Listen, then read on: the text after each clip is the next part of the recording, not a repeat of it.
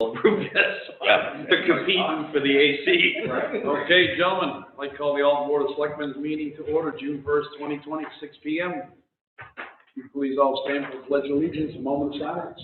So we have the chief with us tonight. I'd like to honor him with the meetings.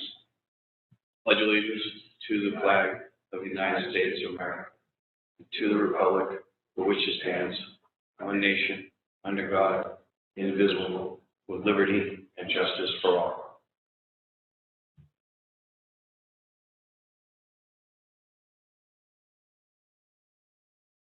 Thank you.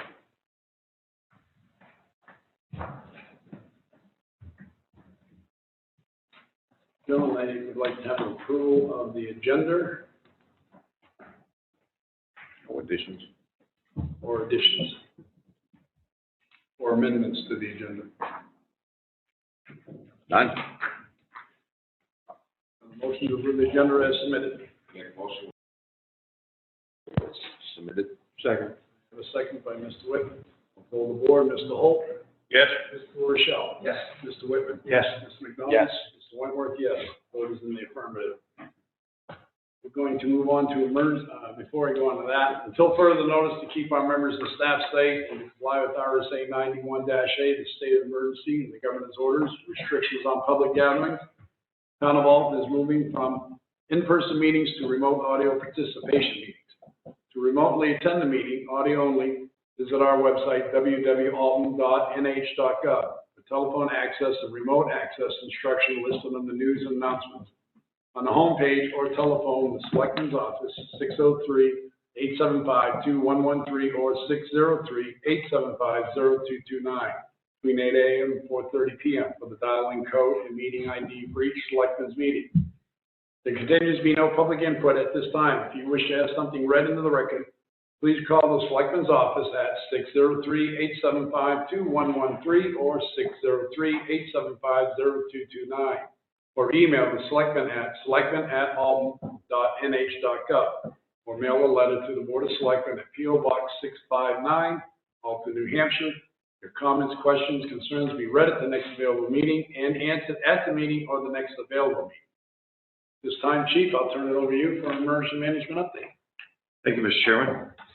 First of all, I'd like to thank the board and all the community members for their continued support and understanding while we navigate this pandemic. Needless to say, it's been challenging on everybody, and the emergency management team has been doing their best to work through all the issues and come up with the best possible solution as it applies to the Alton community. The emergency management team continues to meet twice a week. During those meetings, we evaluate current practices and protocol as it relates to the new information coming down from the state level and how that information mixes with our practices and policies that best suit the town of Alton. We've been continuing to do that, and as recently, most people know that the governor came out and extended the stay-at-home 2.0 order for another additional 2 weeks. But the state has also put together a tiered opening process for different businesses, organizations throughout the state. And we've been taking that into consideration in each of our meetings and looking at implementing those strategies and trying to reopen our community slowly and tier by tier, in conjunction with the state standards. At this point right now, we still are keeping the town and government buildings closed to the public, but we are operating as much business as possible, either online or through telephone contact. We did talk today about starting the conversation on preparations that will need to be made so that we can start instituting phased opening for town government and government buildings. We're going to breach the subjects of proper PPE for employees during conducting business during daytime. Also, shields, plastic shields or windows in the areas that are needed that have face-to-face interaction with the public. We also need to be able to mark out, as you've seen in a lot of retail areas, distance markings for lines and teller windows. These are all things that we need to take into consideration, and we are talking about them, and we're getting those preparations in line so that we will be ready to act and open up appropriately and not be behind the power curve when we start making that next move. And, you know, we're being very cautious about how quickly we open. We want to open not just the town buildings, but, you know, other areas, outside facilities, programs that the community puts on, because the big purpose of the tiered opening is so that we don't go from all this hard work and sacrifice that everybody in the state has made to keep the numbers low and keep the contamination to a level that we can handle with our current hospitals and medical services, and then all of a sudden overload it by opening everything up in one fell swoop, encouraging large numbers of groups and, you know, gatherings of all types. Because if we do that, we're going to take 2 steps backwards. And we really don't want to do that, and that's what the state's trying to do on a higher level, but more importantly, our emergency management team is trying to do it at a local level. So that's why we're taking our time and discussing all of this as thoroughly as we can, not to drag our feet, but to be the best prepared and not to open everything up at once. To that end, today we also had some conversations about some of the events that we normally have scheduled through the summer months, and what we're going to need to do to make some decisions. So at today's meeting, we did make the final decision that we are going to cancel the fireworks for 4th of July weekend. The stay-at-home order was extended, as you know, to June 15th. The preparations and everything that's going to need to go into hold an event like that, in conjunction with the massive crowd it draws. Again, that goes back to what we're saying about not opening everything up at once to have massive gatherings. That our fireworks display does bring that kind of crowd, and we just can't take that risk at this point in time of opening that fast. So we did make the decision today to cancel the fireworks. We're not going to hold any concerts in the Bay just until mid-July. The items that we can postpone on making a decision to until July, we are doing that. And we're doing that with the thought in mind that it's been a long several months. It's going to be a long, you know, first few months of summer for the whole entire community. We didn't want to cancel everything in one fell swoop when we had a few things play out, how we get more information from the state, from the Department of Health and Human Services. That all will play into the decision, but we did not make any final decisions on Old Home Week fireworks, other events towards the later part of August, on purpose, so that we had something that the community might be able to look forward to, you know, so that we don't lose the entire summer of events. So we're going to put that off and make that decision when we need to come mid-July.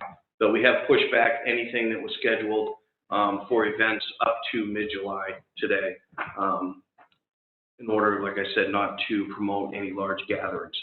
Our Parks and Rec facilities, our outdoor facilities are going to continue to remain open. They are open to the public.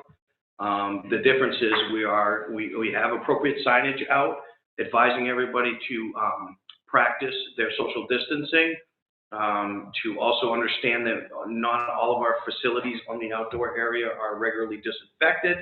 They should take that into consideration when choosing to use any of the areas out there and take appropriate precautions. We also will not have any lifeguards on duty throughout the summer. That was a decision that had to be made early on, so we made that decision not knowing how this was going to play out for the whole duration of the summer. But the swimming areas will remain open. It's just that we have appropriate signage out there letting people know that you swim at your own risk, you use the facilities at your own risk, because we can't man the facilities right now during these times. And the people have been very respectful of that and understanding that this was a decision that we had to make for the best interest of the community. But we are looking at, we did look at several programs that our Parks and Rec director has put together that can be done either remotely, online, or virtually. There were several programs that were proposed to try and get the community active again in a virtual situation or remote situation. So today, for instance, a virtual 5K, a virtual 52-mile challenge, There was also a mini golf league, things of that nature, where they're just two-person groups that play at their own leisure and tally the scores later on. So it promotes that social distancing and spacing of people out, no congregation of people. So these are a lot of the steps and discussions that we've had recently with the new changes that have come down. And like I said, we discussed it in some length today, but also intend on discussing it much further Thursday, at our next meeting on Thursday, pulling some ideas and things that we need to consider for our own government buildings and how we need to go about approaching a manner of reopening stage by stage. Seen a jump from Memorial Day at all? Well, there was a jump today, so we had a jump in numbers today. So it may be still a little bit early, but some some experts are saying that some of the numbers that we're seeing today can be attributed to the big influx over the holiday weekend. So we had 106 positives that came out. So Chief, I guess one question for you. You Sure. talked about 4th of July, you talked about festival. So I take it that the concerts for July are on. We canceled the concerts to the weekend of July 11th. Yeah, the 11th is that Saturday. It's the second Saturday of July, and that would give us, that was about 30 days out so that we could reassess again. The concerts that are scheduled for the latter part of the summer, we didn't want to cut them all out, barring that we could find a way and safely open back up to allow those concerts to occur later in the year. Just in case the rest of you didn't know, one reason making decision day on 4th of July was so the town would not lose their deposit. Otherwise, if we didn't get it in, if we didn't make a decision day, the town would have lost the money that would have cost. Now I have another question on that. So Can we, but we're not gonna do 4th of July, can we see if we can mix that in with, if we have Old Home Week and put on a nice display Old Home Week? well, there was discussion whether it was Old Home Week or it would be Labor Day, depending on the emergency management's decision. Labor Day. I just think Old Home Week we should. It's possible. Slow it out, do it. Right now, it's a little early, but. We're talking about merging the displays together?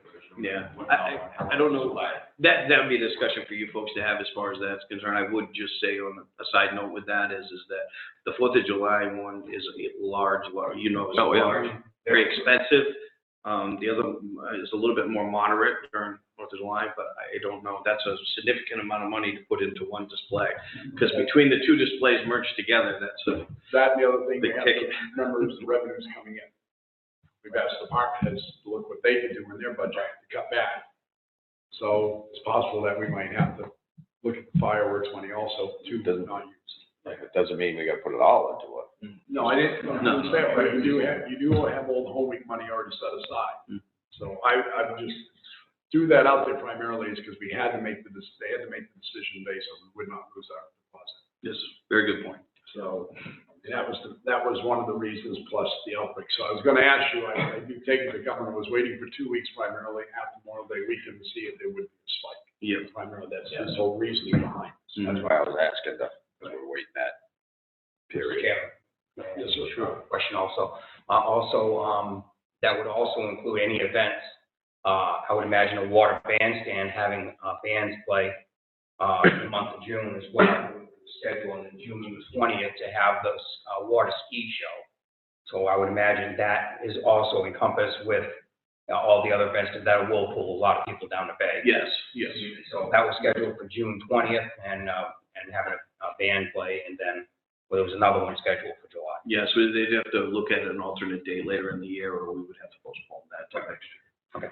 So, Chief, depending on what the- I want to mention a little bit, we discussed other committees having their meetings. Sure. You want to tell them what transpired at that? Absolutely, that's a good point. One of the other items that we talked about in depth was boards and committees. And what we're going to do is the boards are going to continue, the ones that are operating are going to continue to operate the way that they're operating. Also talked about some of the other boards and committees like the library trustees, the Old Home Day Committee, about holding outside meetings because they're small committees that don't usually draw a large crowd. And if you utilize an outdoor venue, then we don't have to tax the resources on streaming. the live streaming and the internet stuff, because an outside venue allows, public access, to that. The planning board that we worked on getting it set up for Zoom. And then we were shut down, which I still don't understand why. Because we had it set up that it was every 2 weeks till we got the board clean, which was 3 meetings. What was brought to us wasn't that schedule. Oh, I It know. wasn't every 2 weeks.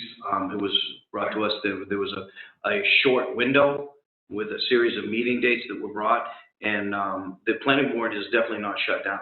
Their next scheduled meeting is going on as scheduled. We talked about that today. It got canceled except for our regular meeting. Right. Or people that are going out with the banks and everything else that are gonna have to redo things, because some of them aren't gonna be seen till July and August now. They've been waiting since December. Well, one of the. I understand it wasn't put to the board right. Right.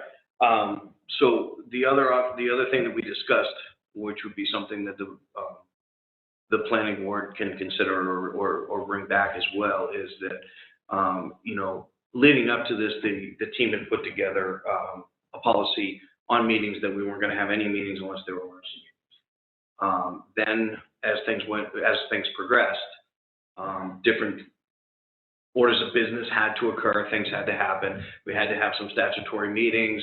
Some of the boards were getting behind. We needed to have some meetings. So we staggered out some meeting dates, and we developed the technology and things like that. What we're introducing now as a official position or policy where we had no meetings unless they're emergency meetings, as that meetings can be held on a case-by-case basis based on the proposals being brought to the group. And the reason we did that is because each board now has a different proposal. Like the trustees, had a proposal. They had to meet statutorily, but they're going to do it in the basement of the town hall with the access door out of the side, so that we still don't have public access going in and into the main building. The library trustees, like I said, they are going to are looking to hold a meeting in the near future here. They haven't set their date, but it's further out. On the lawn and the outdoor venue, same thing. When we planning board and zoning first started their thing, that we had to attack different hurdles with you guys, with planning and zoning, because of the statutory requirements for planning. I mean, for the plans, the notifications, the butter rights, things like that. That's why we set it up the way we set it up, so the office would have 6 weeks to notify abutters. And we set it up, and we had a mock meeting to make sure everything was running right. And did the Zoom, then we have 3 people in, and the rest are on Zoom, and it worked fantastic. That's why we set up our 3 meeting dates in June. Well, it would have been the end of May, and then 2 weeks later, June, then 2 weeks later, we would have had everybody caught up enough so nobody misses their dates. Okay. So what do you say? We're gonna maybe ask Chief to go back to emergency management, see if you can have 2 meetings a month? Gotta wait for the board. I gotta wait for the board, they canceled. I gotta wait and talk to the board. But your original proposal was to have 2 meetings every month, 2 in June, 2 in July? No, we're gonna have 3 meetings right in a row to clean all the backlogs. See, that's what they were afraid about. They didn't feel there was enough time. And that's the way it was proposed, so 3 meetings back to back, there wasn't enough time to notify. That's what they were worried about. That's when we set it up. When me and you talked, I thought it was gonna be every 2 weeks. Every 2 weeks, that's the way it was set up. It was May June, we 27th. would have had 2 meetings in July. No, it would've been, well, what we had set up was, It was 3 meetings before the end of. the way we had it set up, it was May 27th. It was 2 weeks back from the June 2nd. And we're gonna have one June 2nd, and then, because a few of them are lot line adjustments, stuff like that. We're gonna do the, when they come in and talk about it, conceptual for Rand Hill. And that would have given them the 6 weeks to notify abutters on the subdivisions and stuff. So we would have had 6 weeks, we would have had 3 meetings. Every 2 weeks, we would have had a meeting to clean up the backlog. That's how we set it up. Yeah, that's not. Twisted right around. So my recommendation at this point would be to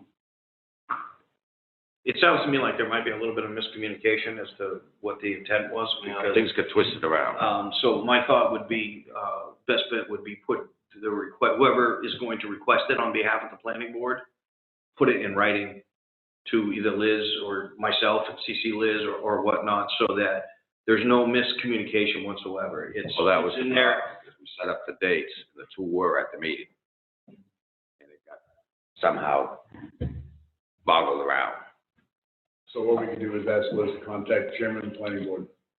Well, we got a meeting coming up anyway, so What night? that's the third Tuesday. The 16th. Because, But this way here, she contacts the chairman now of the planning board and said, put in requests in writing what you want for meetings, so we can get them, move on, so she can bring back to the emergency management team. Gonna wait for a board vote. Gotta wait for a board vote to see. That'll have your town planner. Write a letter to the emergency management team, say, I'd like to have 2 meetings here, 2 meetings here. She can do that for you. I am sending out an email tomorrow to all of the boards and committees about putting their request in writing, sending it into the emergency management team for review, consideration, and approval. Yeah, I just found it was sad that everybody worked hard to get that up and running. And then have it all get twisted around downstairs in the office, got twisted around when they were sitting at the meetings and we read the dates and what we wanted on each day. I'm sure it was just an accident. So, we got past that. Well, let's get past that and move on to the future so it doesn't happen again, so we don't feel other people won't be. Yeah, we have to wait for a board vote to schedule it. But I think if, I'm not gonna speak for the whole board or the rest of the committee, but, at this stage in the game, if the planning board's looking to jump up to just 2 meetings a month, versus the 1 in a 30-day period, at this stage, moving forward with it, that would be in conjunction, or that would be in relationship to the tier. So you don't really want more than 2?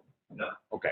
I mean, personally, I can't speak for the whole team, and I don't want to. No, but I would say that I think part of the reason is what was portrayed to us and what was, I shouldn't say portrayed, what was brought to the board and what we discussed, whether that broke up to every two weeks or not, it didn't seem like it, because the way it was brought up is basically we went from having one scheduled meeting to now we want a meeting these 3 weeks right before June, and it just became a mad rush, and we felt that it was. That was in a 6-week span. We're gonna have an extra one in May and then 2 in June. Yeah, that everything was condensed down, or the discussion was based on having a series of meetings at the end of that month, and we just as a group felt it was too much, too fast, too quickly. I will relay to the board that 2 meetings per month, no more. Well, So, he's not speaking for the whole team. No, but I'm just clearly not. I'm saying. That's what the emergency manager would rather have just 2 meetings a month, separate. That's what he's saying right now until he talks to the emergency management team. Right. So Chief, my next question to you, and it's short, go to both of you, Mm-hmm. because I was not able to attend today, fortunately.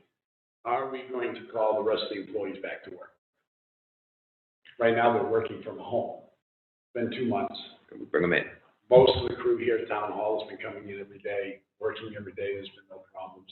So I guess my feeling is it's time to bring our employees back to Town Hall and Parks and Rec. I think that's the only 2 departments that we have employees out. Yeah. And is it time to bring them back in where they can be here, answering the phones in the office,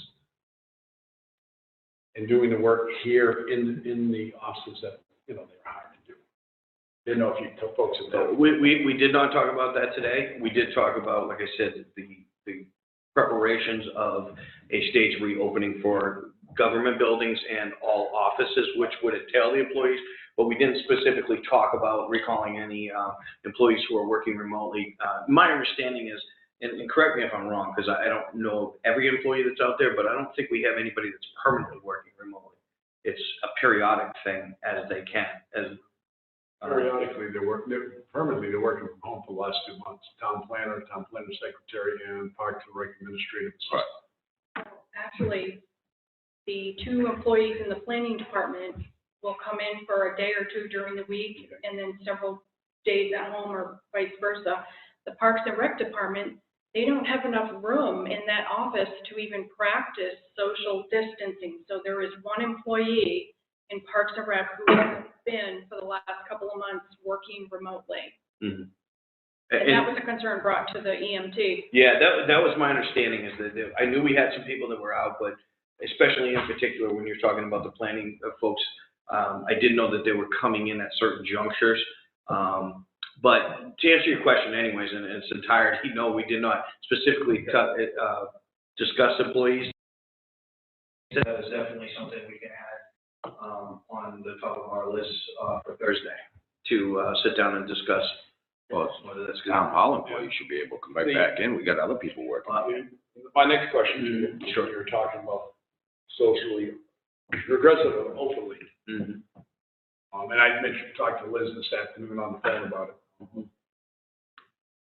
The town clerk's office especially, Yes. where we have more community involvement there, more public involvement than we do building inspectors and planners office. Their doors and stuff would be easy to put plexiglass up, because the employees can still access through the assessor's office and come out. But where the town clerks can't, I was thinking that possibly on Thursday, hopefully, we'll be there, I'll make every chance. It's Mhm. possible to contact Grand Estate Glass now, have one of their estimators come up to see what it would cost to run, and talk to Lisa, or what needs to be done across that whole front for them, instead of just putting up something tacky for a couple of months. Absolutely. Because right now, plexiglass is on a shortage everywhere. There's nothing in the warehouses. Yep. There's some stores left that do have sheets, whether it's plexiglass or hardened safety glass. Mhm. I just think it should be something we should be looking at to get a quote on as soon as we can. And the last thing we want to do is put up a clear shower curtain going across there. If we have to, we have to. But Absolutely. to have something that's going to look professional.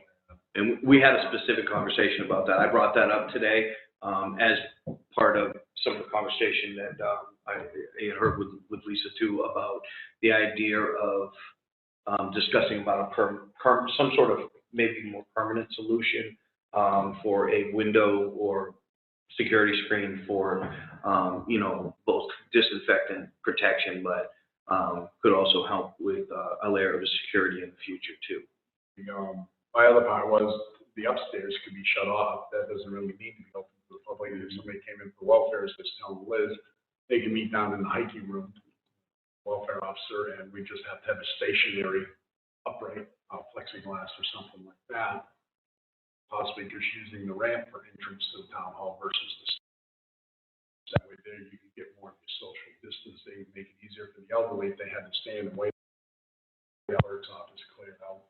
I'm sure you wouldn't want more than 2 people standing in the office, as you get your social distancing. So, sounds like you guys talked about it a lot. Oh, we did, and we threw out a lot of those things, because those are all a lot of planning things that need to be put in and determined on before just saying, okay, we're going to start allowing people in and not have it prepared ahead of time. It'll set us back if we don't start preparing now to do that. So we definitely.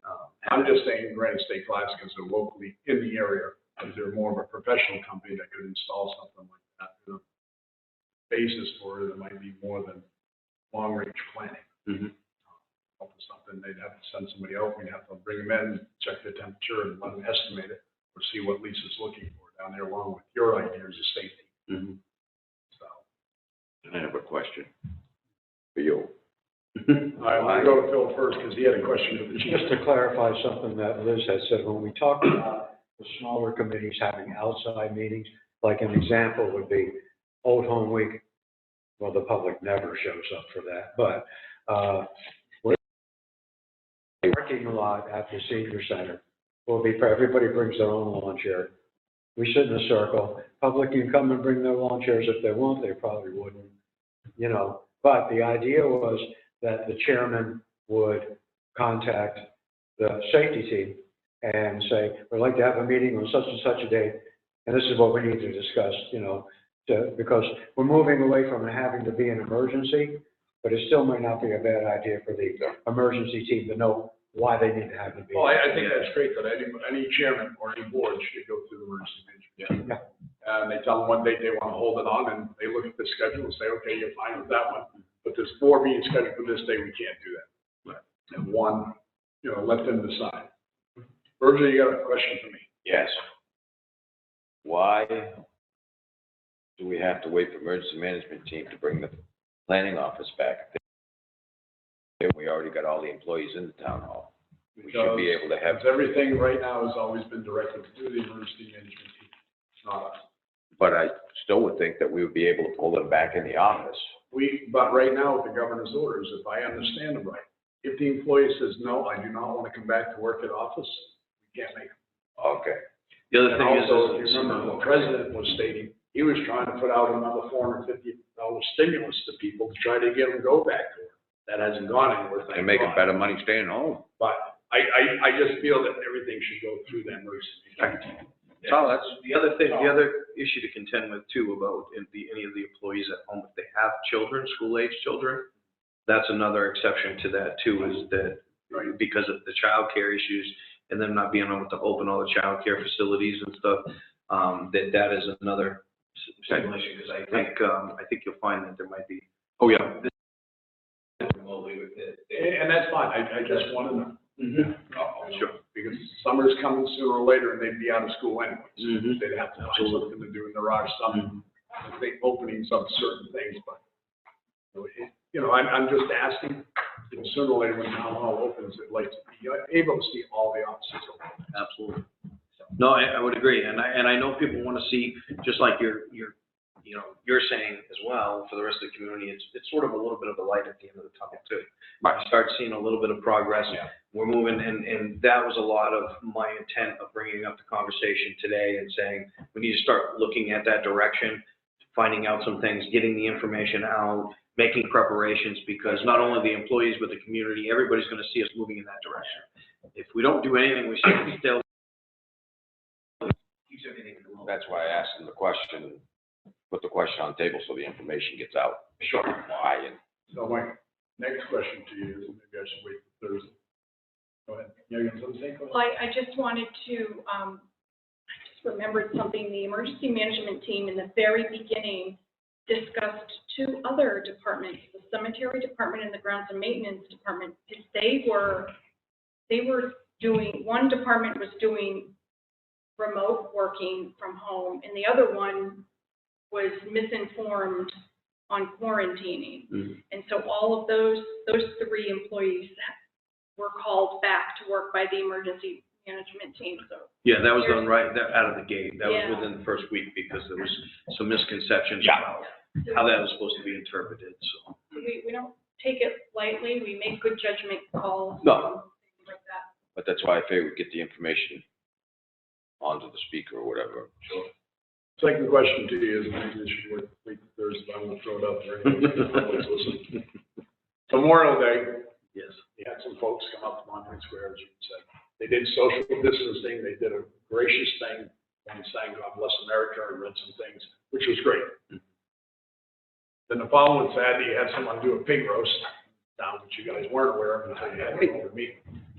So my next thing is 4th of July weekend is coming. Sure. Are you going to contact some of these places and say, thinking about doing anything special, you got to run it through the emergency management team so you're not caught off guard like you were last Saturday? Yeah, we can. With the group, the only group that was actually an organization that showed up was the pig roast. Yes. The other group was sort of just a And congregation that's- of people and that's that fine. knew each other. Roberts Cove Road, 4th of July parade. Yep, they got a special events permit in right now, and that is on our agenda to discuss on Thursday, because it's coming in front of you folks on Monday. A lot of that is But that's just what I'm talking about. So you folks aren't caught off guard. You and the fire chief don't have to run and go somewhere. Say, all right, you guys didn't do anything. We got to know about it. We got to bring it back to the team. Get approved. Because you're going to be busy enough that weekend as it is. Yep. Because you're going to have more people up than you know we have. Mm-hmm. Yeah, we're Yeah. Yeah. And that's the only reason I'm bringing it up. Maybe I should have waited till Thursday, would have been easier, but it's something food for thought. It's just these things go in the back of my head. And I got to get. No, absolutely. And, no, we had a discussion about, sort of an aftermath discussion about the pig roast, over the weekend, as you know, and I'll just put that out there because the public's listening, and we were we were talking is, that the fire chief and myself, went over there and met with them. They requested us to come over. We wanted to make sure they were conforming to the standards. Because technically, they don't, right now, if you conform to the standards set on the state level on their layout, you don't have to get permission locally. All their permits were in order. They had applied for their permit from the fire chief. That's when we first really got to know about the intent of what was going to happen. And they worked well with us. We went out there and we met with them. We did make sure that we gave them a list of what it was that they had to. They, felt as an organization they were in compliance to begin with. And when we went there and we showed up for the meeting, they weren't in compliance. They did have everything laid out, but ahead of time, the fire chief had also printed off the packet and handed it to them for them to have that knowledge and make sure that everything was going to be followed in accordance with that. So we did discuss that today too, just as an aftermath, because we had received a few complaints prior to the event. And the day of, we actually didn't receive any, but leading up to it, we got a few concerns, and they were, a lot of them were more just, can you tell me how they can do this? How can you have a group that big and how does that pertain? So it was more, and some people needed an explanation as to why you could do certain things in certain ways and not in other ways. And I know that's a big theme with a lot of this, is there's some gray areas and some uncertainty. And when the public sees maybe a little more laxity in one area, they don't want to know why that laxity can't benefit them as well. And a lot of times it has to do with just having a friendly conversation to make them understand. Actually, also dealt with having a large enough area. Right. Outside area enough to accommodate and have safe distance and Sure. what they were doing. I'm sure I wasn't there, but I know how they were going to do it. Right, and the area was it's a big area. Yeah. And they had spread out, and they had different stations set up. A station for some music playing, station for food, and there's a service station, and It's also a club that keeps the money in town here for different organizations. And I'm sure, being closed that long, they got mortgage payments and everything else to make. Mm-hmm. I do have a question about, if I may. Sure. One more question. As a matter of fact, I had a conversation with one of the members from the Legion that was going to put small flags out in the cemetery over here, or all the cemeteries. Someone beat them to it and put a lot of flags out there. Does anyone know who that person was? I don't know, and I'll tell you why, because we had a specific conversation because the Boy Scouts were not permitted to put flags on their stones this year. I thought it was the Boy Scouts. I could ask if it was the Boy Scouts. Honestly, I don't think it, no.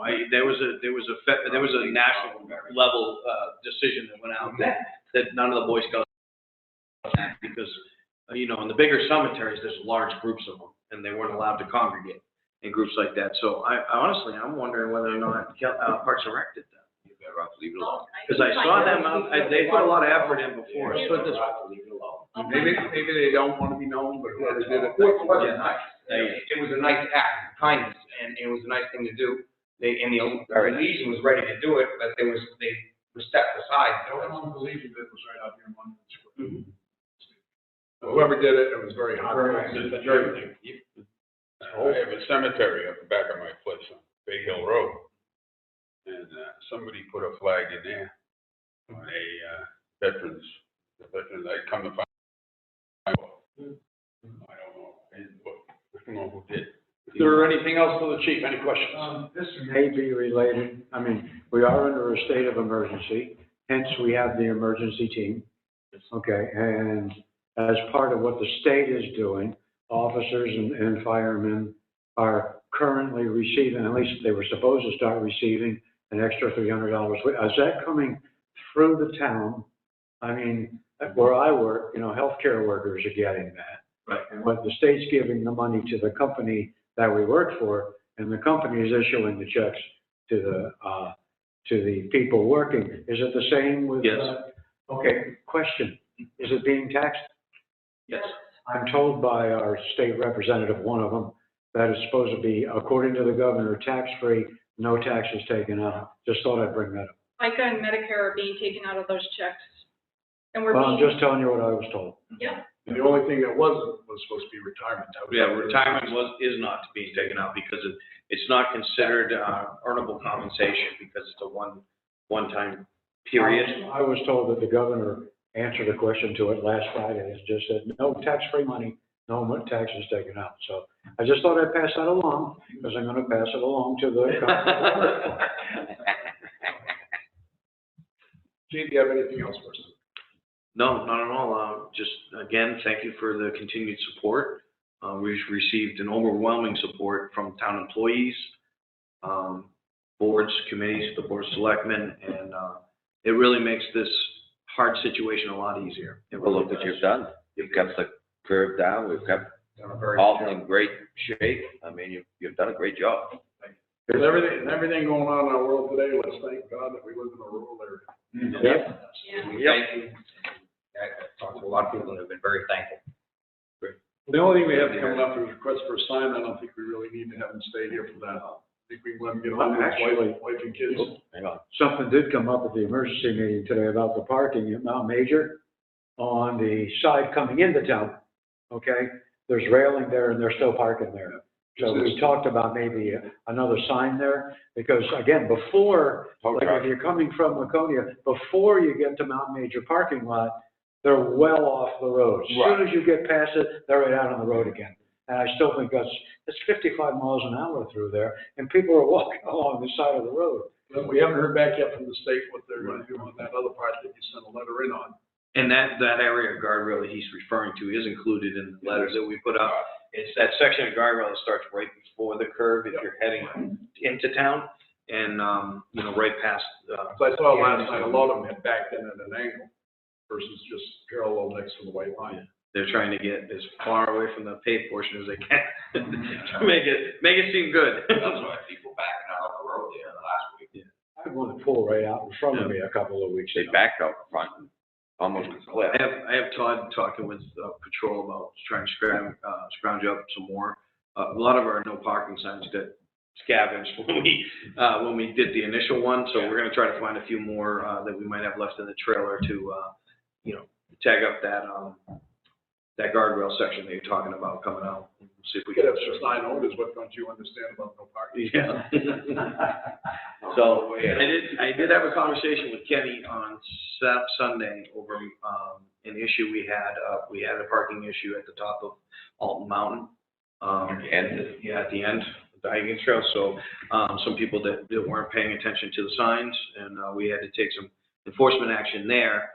So I had a conversation with Kenny, and he did advise that I think he has like 8 or 9 more signs on order still for different locations pertaining to these parking issues. So there is some more signs coming.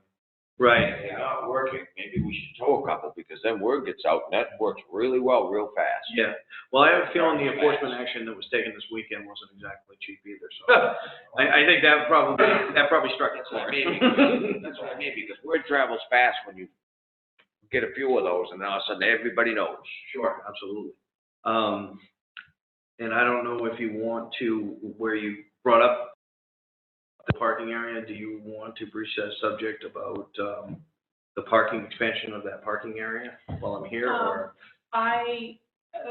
If you'd like, I Okay. did send an email after the meeting today to the highway manager, and I'm gonna have it on next week's agenda. Okay. Once I hear back from Sure. him as far as cost, is it doable? Is that all within the easement? Sure, if you want to, I could just, what I'll do is I'll just throw it out there for you guys to further talk with Kenny about, but since I'm up here, I'm not going to be here next week because the fire chief's on the agenda. But along those lines, when I had my conversation with Kenny, he talked to me about, there is an area by that parking area that can be expanded upon within the easement area. He has the particulars on where that area is. I didn't see it personally.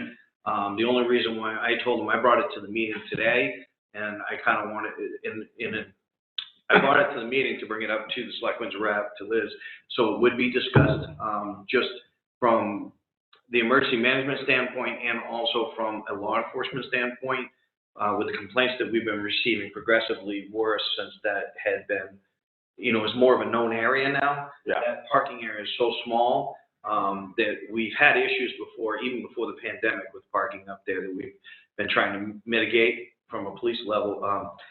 If there's area he says that there's quite an area still left there that just needs to be, grubbed out and filled in, right along that parking area to expand that whole area to eliminate cars parking along the side of the road. He did, off the cuff on the telephone with me, mention a few different ideas he had of where we have fill and stored in different locations, things like that, where he might be able to do it. So what I wanted to do was just impress upon you guys, I think from both positions that I hold, I think it would be a good idea to explore as long as it's not too costly to the town. Because When you put that on the agenda, can we have Gene Young call in from Conservation Board, because was their project? It was their project, but also we have to think about the abutment that gave us. I know, but I think they know what they were given, because it was given to conservation, and I think we should have. But if we infiltrate that area too much, upset the abutter, might be losing more than what we could have gained. Well, that's why I can you raise it, put that out to me specifically because the owner suggested it, because he knows that if they have more parking area, they'll stop. Maybe. A line, maybe. But Kenny's got all the particulars to share with you guys, so really it would be. So let's bring it up next Monday night's meeting. Sure. Discuss it further. Anything else for me, Chief? That was good. No, I'm gonna go take. Gentlemen? I'm gonna go wash my car. All right, well, we're gonna let you go home to your wife and children. Hope you have a good night. Thank you very much. Thanks, Chief. Have a great night. Take care. You too. All right, gentlemen, we do have one submission of public comments, questions, concerns. That's from Yanel Pearson, I take it, County Administrator, Community Church of Walton. Good afternoon. I'm writing to you today in hopes that you'll discuss this email at your meeting tonight, pass along your thoughts to us. Each year, the Community Church of Walton requests to use the bandstand for outdoor church service early on Sunday mornings during the summer months. This Sunday, June 7th, we will be allowed to gather in the church building once again. Carefully following the guidelines for religious gathering, the CDC has also recommended that faith-based services take place in the out of doors as an even safer alternative to meeting in a church building. We are hoping that you will consider allowing us to once again host an early morning service at the home bandstand.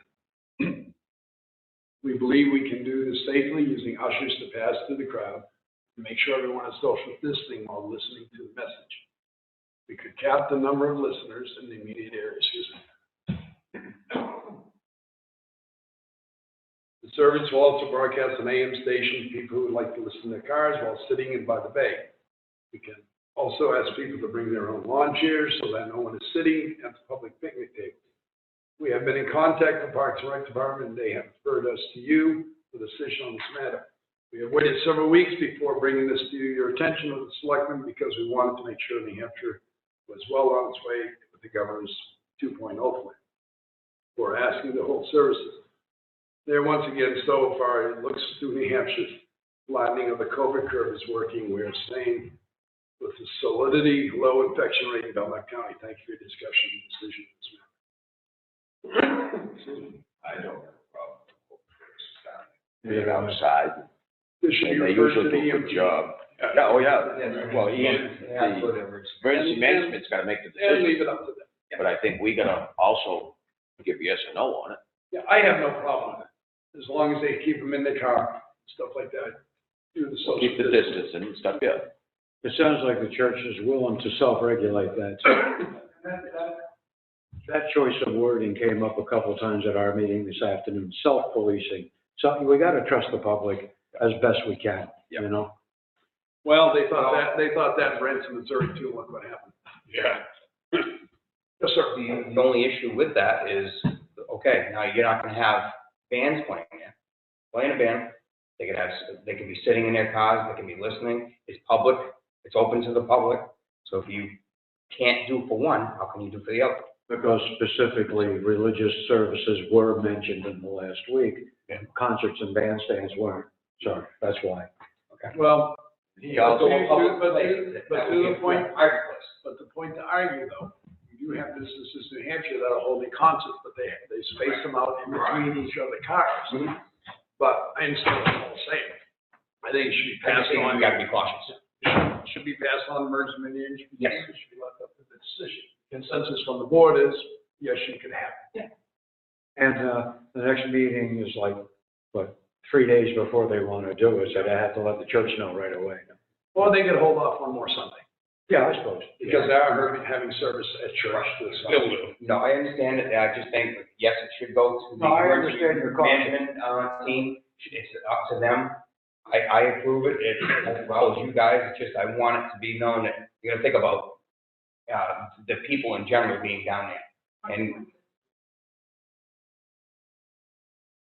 yeah. So we'll pass it on to town administrator, bring up at the emergency management team meeting on Thursday. They did say early morning too, so they probably don't have that big a crowd. Mr. Holt? I don't know, I've never seen one, so. Did you say something? So that's the only letter of submission I have. We'll move on to announcements being done, we'll move on to appointments being done. Moving on to new business, request to sign Trash Road and Fort Point Woods Road. As you know, in there from Adia Charles Drake, 238 Fort Point Woods Road, they're requesting a sign on a throughway to be placed at the fork of Trash Road and Fort Point Road. Several vehicles and trucks sometimes for more a week, all over Fort Point Roads, Camp Cavian Gate, discover not a throughway, back up and off and move to their driveway. You see from your department heads, they have no problem. Some are saying they understand it and suggest that it should be put there. Folks have any questions or concerns?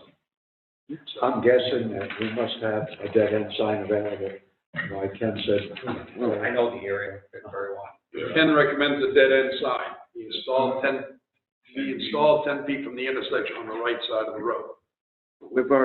We've done this on a couple of different roads. We had the people buy the sign and then Kenny put it up. Yeah, we did. Were those And on private two roads, roads? we had the people buy the sign, then Kenny will buy and put it up. Were they private roads? Nope, public roads. Yeah, 'cause But if this is they- a vote. The way we've been doing it is if they want a sign, they can buy the sign. And then Kenny sends this guy out to just put the sign up so it's in the right spot and regulated, right? Ken on the phone? Yes. Okay, we have Ken Jones. Mr. Roberts? Yes, sir. Yes, sir. Yeah, I was hearing about the sign, you know, the only ones we've made them pay for is like farm tractors ahead or horse riding ahead and stuff like this. This is actually a regular public sign that we put up, such as, not to mention Jesus Valley Road, but dead end signs such as Jesus Valley Road, Reed Road. We have a bunch of those signs out there, and for it to be right there is not an issue to us. Is that a sign you might have in stock now in the shop? I don't know if I have it in stock, but I know I can get it rather quickly. I can't see charging them for the dead end sign up, especially if the people are thinking it's a throughway. Unfortunately, as a sense of humor, someone asked me one time, where does the road go? And I said, it goes nowhere, it's a dead end. They said, well, it's gotta go somewhere. So, possible that someone right down the road. But I have no problem with this, where it's coming, recommendations from all departments. I can't see him paying for that if it was a horse riding, a horse crossing, snowmobile crossing, things of that nature. I could see requesting them to pay for. Yes, sir. How does the rest of the board feel? I go along with that. If that's been policy, or what Ken said, I have no issue either way if we charge them or if we can do it. If we haven't charged people for a dead end sign or not a throughway, then we should apply it.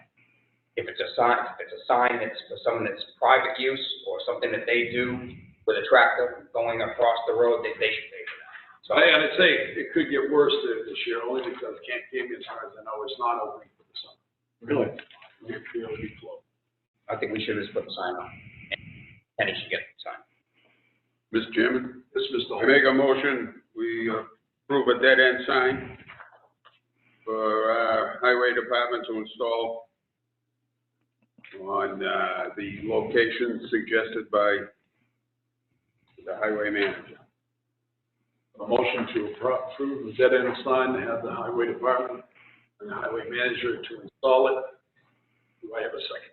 Second. Motion is made and second by Mr. Whitman. Further discussion. Overboard, Mr. Do Holt. you want to amend that by saying whether the homeowner pays for it or the town? motion that the town would pay for it. On page. Town pays for it, then I agree, yes, Mr. Holt? Yes. Mr. Michelle? yes. Yes. Mr. McDonald? No. Mr. Wentworth, yes. Votes 4-1. Thank you, Mr. Roberts. Yes, sir. Move on to number 2, Water Department Summer Water Credits. Hopefully, you'll see that the water superintendent has sent us a letter, not saying that the superintendent is in favor of doing this or not, but the questions have been raised by some water users.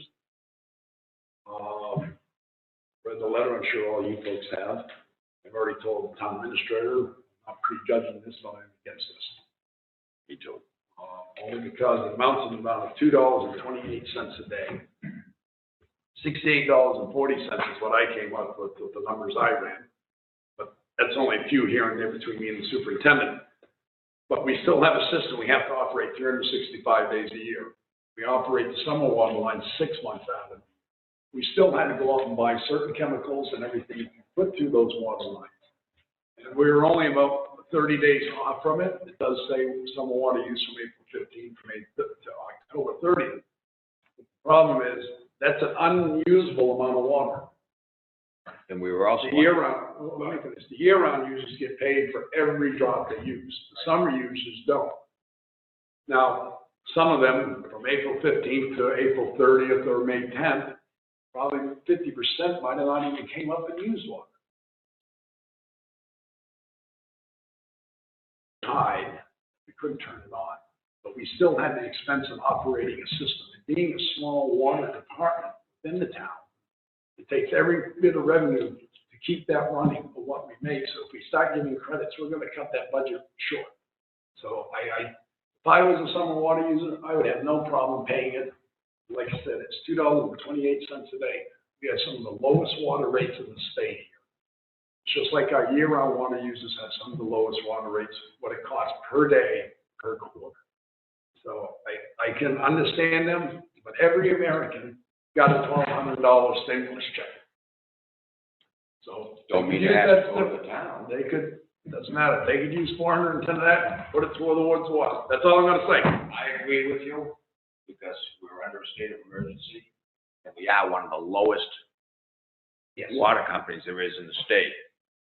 And I think that team does a good job down there, and I think people should be happy that they got water on right now. They've been doing a good job. Yes. Mr. Whitman. I think we should just deny the request.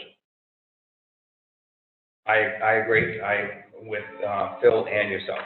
Mr. Holt. I'm in agreement. This time here, water bills will go, listen. 2 things. You have an updated copy at your seat, which will replace your binder copy. It says updated in the upper corner.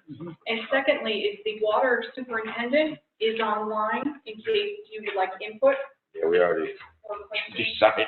Well, if Courtney's online, I will take her input if she'd like to join us. Courtney, are you there? Hi, Good Courtney. afternoon. Hi. So I'm sure you just heard my little spiel. Yep. And that the board, the whole board actually was a consensus that we do not send out credits, that we send out bills as is. If that's what you guys agree on, that's perfectly fine with this office. We just needed to have some backing from you guys because you're listed as in our rules and regulations now as our commissioners. And you guys have the authority to issue or not, and we just wanted to have something to back up our decision. So that's completely fine with us. You can tell them to call Mr. McDonald. There you go. But no, you do have our full support. Okay, great. I appreciate that. All right, you have a great evening. Have a good night. Thank you. Thank you. Yeah. Gentlemen, I need a motion to send out the summer water bills. For $410. I make a motion that we send these summer water bills. A second. Motion's been made by Ms. McDonald, second by Paul Michelle to send out the summer water bills. Then I Any have further discussion? Yeah, I have one question. Yes, sir. Do we have to go back in water commissions? No. Okay. Any further discussion?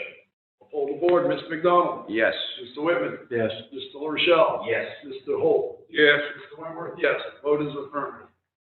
Belknap County Conservation District Stream Restoration Project. In your mind, you'll see that the folks want to use the they want to fix the Herd Brook habitat improvement. They're asking to use town property as a working advantage in crossing. So I'm going to turn this one over to, do you have someone coming in talking to us tonight? Yes, Jean Young, the chairman of the commission, is online. Okay, would you like me to bring Gene in? Just like to state, I did have Gene online earlier. He's not with us, but Russ Wilder had emailed me earlier, saying that he'd be willing to talk about the subject. Okay, so we're going to bring in Mr. Wilder. Is that okay? All right, go ahead and bring Mr. Wilder. Mr. Wilder, are you there? Yes, just tried to figure out how to unmute that, but can you hear me? Yes, sir. Okay, we had, the Conservation Commission has been working with the Belknap County Conservation District for a trout stream improvement project. And originally we were going to work with Brian Fortier on West Alton Brook. He has declined to do that this summer. So our another choice, and I think frankly it looks to be a very good choice, is Herd Brook from Hidden Spring Road down to Camp Brookwoods in Chestnut Cove. There's three property owners. One is the town. It's that piece next to the Catholic Church. The next piece down is owned by Lakes Region Conservation Trust, and that's the Cotton Herd Conservation Area. And then the last owner is Camp Brookwoods. I have a map, I don't know if they showed it to you, but in 2010, and Virgil might know all about this, but they found 30 brook trout in a sample on the town property. And then a little further down on the Camp Brookwoods property, they found 50. And that would be when they were doing, I guess they used an electroshocker to do that. So anyway, this brook has some good habitat for eastern brook trout. So they're working with Trout Unlimited and the Fish and Game, and they will be going in and putting in some wooden, basically trees will be placed in the brook at strategic locations to create better fishing habitat down through there. So, so they're asking the town for permission to do that on town property. They have approached LRCT, and the trust is favorable, and also Camp Brookwoods. Camp Brookwoods is favorable to it as well. I think it's a fabulous idea. Board, how do you feel about it? Absolutely. I think It sounds like a good project. I think conservation does a great job with brooks and the land that they get. I mean, I think we're lucky to have them. And Russ, if you need volunteers, don't hesitate to call me. You got it's not fly fishing only, so you can. I can dip there? Yeah, right. Yeah, no, it's, I think we'll try to keep you posted if they're going to have like a field walk or something and explain what they're going to do. That could be kind of interesting.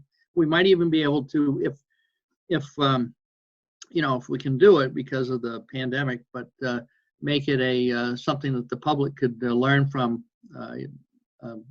and make it available that way. So. Yeah. Mr. Wilder, Mr. Holt has a question for you. Mr. Holt? I just urge for you to use caution, as I'm familiar with a project very similar to it in the town of Colebrook, New Hampshire. And I'm not quite sure what this project involves other than what I just read here in this, just a very, very short cover letter. But they had some major problems in the springtime. After these trees were put in to the river to do approximately what you want to accomplish here. And we have I don't know about your spring runoff water at this location, but you can have some problems with detouring the river water and actually changing the flow of the river. Right, I And we had a major problem with this, and we had to, actually, they had to go in and remove their structures. Right. That's very important because you can make it so that you change the brook so that it actually floods and can cause some damage. So that's definitely taken into account in the design. This was done on Poor Farm Brook over in Guilford, and they have another one, that's the one that comes down out of Gunstock. Comes down Then, Alacoya. it comes down into Elacoya, yeah. And then the other one they're doing is a brook on Winnisquam where we used to go smelting all the time, which is Black Brook. That's another project over there. So they have some experience with it. And Mr. Holt, I thank you for saying that, but that's definitely has to be taken into consideration. Just one thing, this brook originates up in our conservation land, up behind Tom Varney's house. It comes down through that big wetland across from the Catholic Church, and then goes on to 28. So there's a big buffer zone for water to collect and ameliorate any flooding. So that would be taken into consideration too. Russ, they're not going on that side of 28, are they? No. It's from Property down. yeah. No, they can't. You wouldn't be able to put it in the wetlands anyway. You know, it wouldn't work that way, right? Yeah, they were only going from Frank Dahl's property down. That's correct. That was Mr. Dahl's property, right? Okay, gentlemen, any other questions, Mr. Wilder? All right, thank you, Mr. Wilder. We will get back to you, and I believe that will. Yeah, I think what you need to do is sign. They want you. Donna Hepp wants you to sign that permission slip. Basically, is what it is. We have to take a motion first. We got to approve it and then sign the paper for you. Yes, sir. Okay, thanks. Thank you. Have a good evening. All right. Gentlemen, I'll take a motion to approve the Belknap County Conservation District Stream Restoration Project. So moved. Made to approve the Belknap County Conservation District Stream Restoration Project, second by Paul Rochelle. Any further discussion? Red Brook Habitat.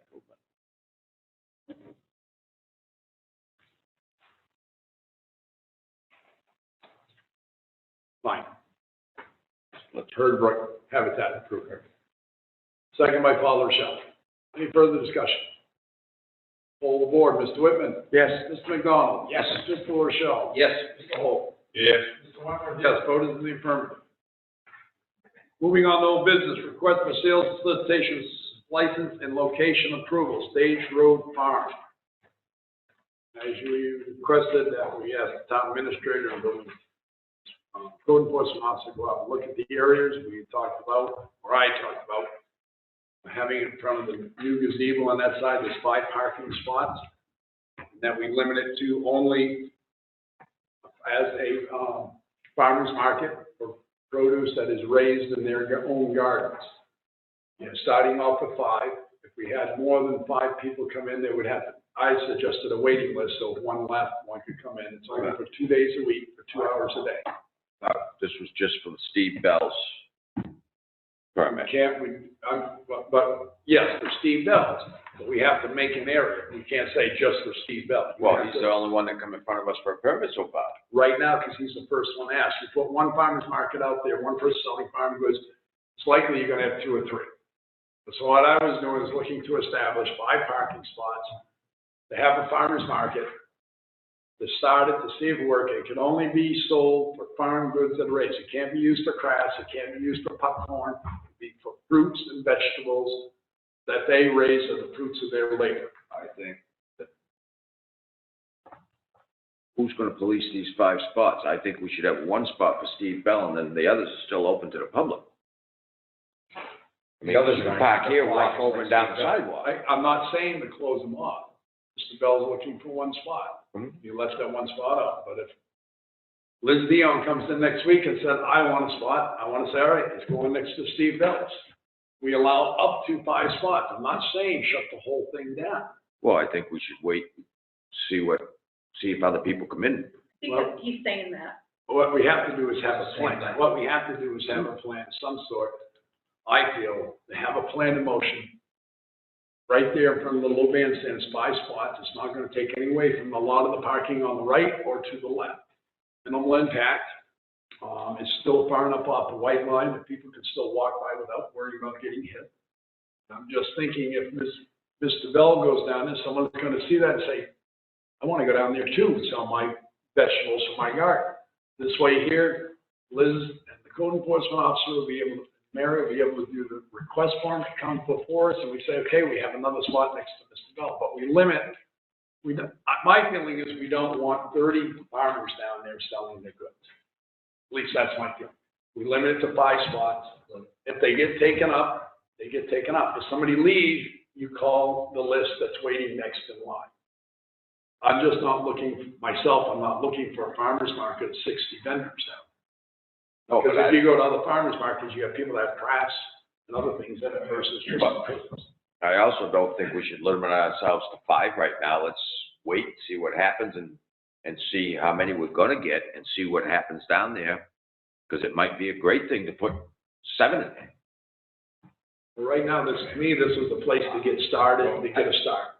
Yes, Paul? I went down, and I looked at all that, walked it all out and everything. The most practical spot was where the bandstand is.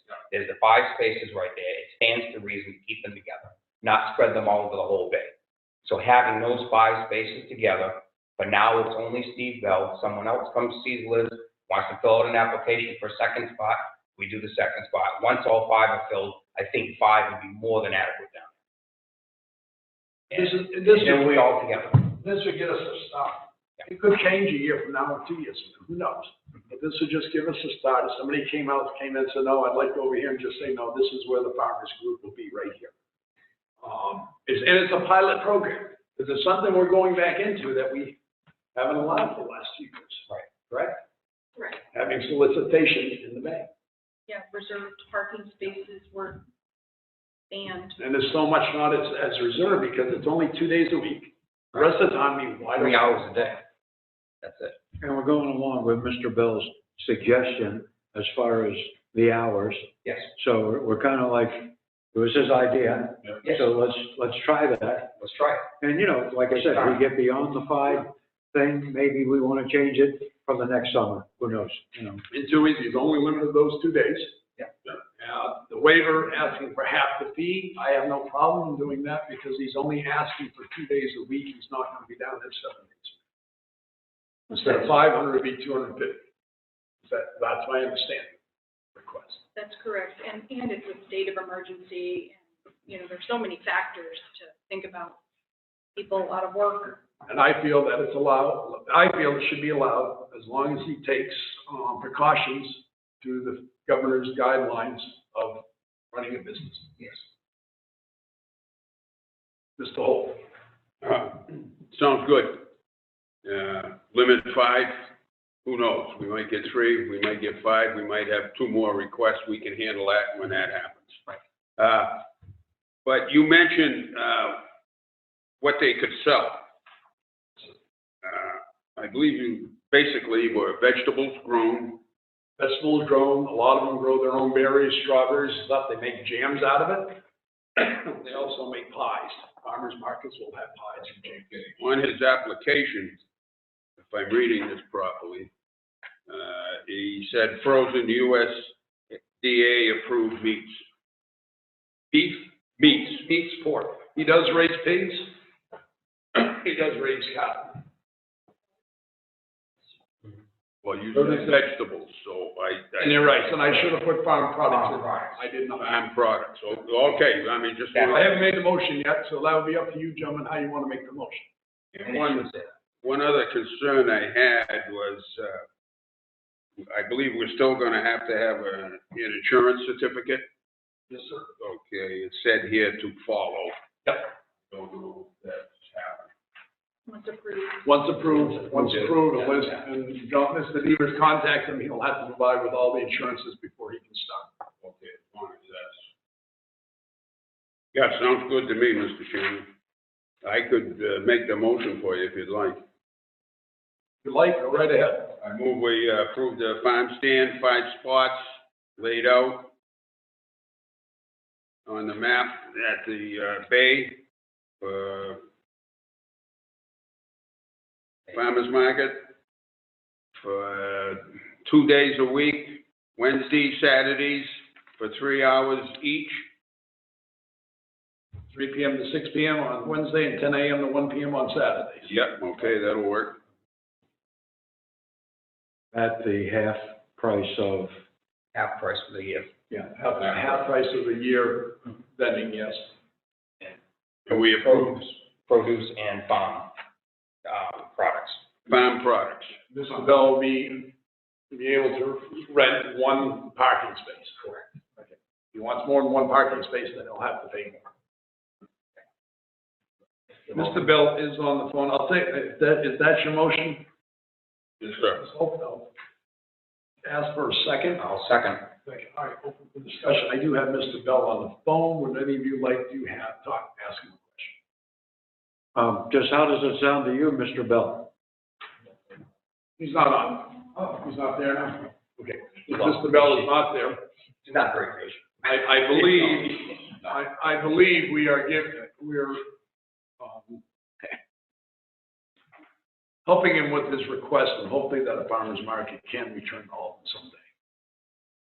All right, motion made and second. Do I have any further discussion? Hold the board. Mr. Rochelle. Yes. Mr. Whitman. Yes. Mr. McDonald. Yes. Mr. Wentworth, yes. Mr. Holt. Yes.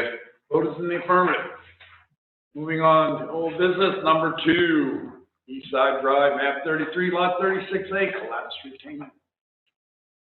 So I want to look at one of you gentlemen for the first to start talking, because I've given my opinion quite a bit. Okay, well, I don't mind heading this up. This has gone on long enough. And we've discussed this.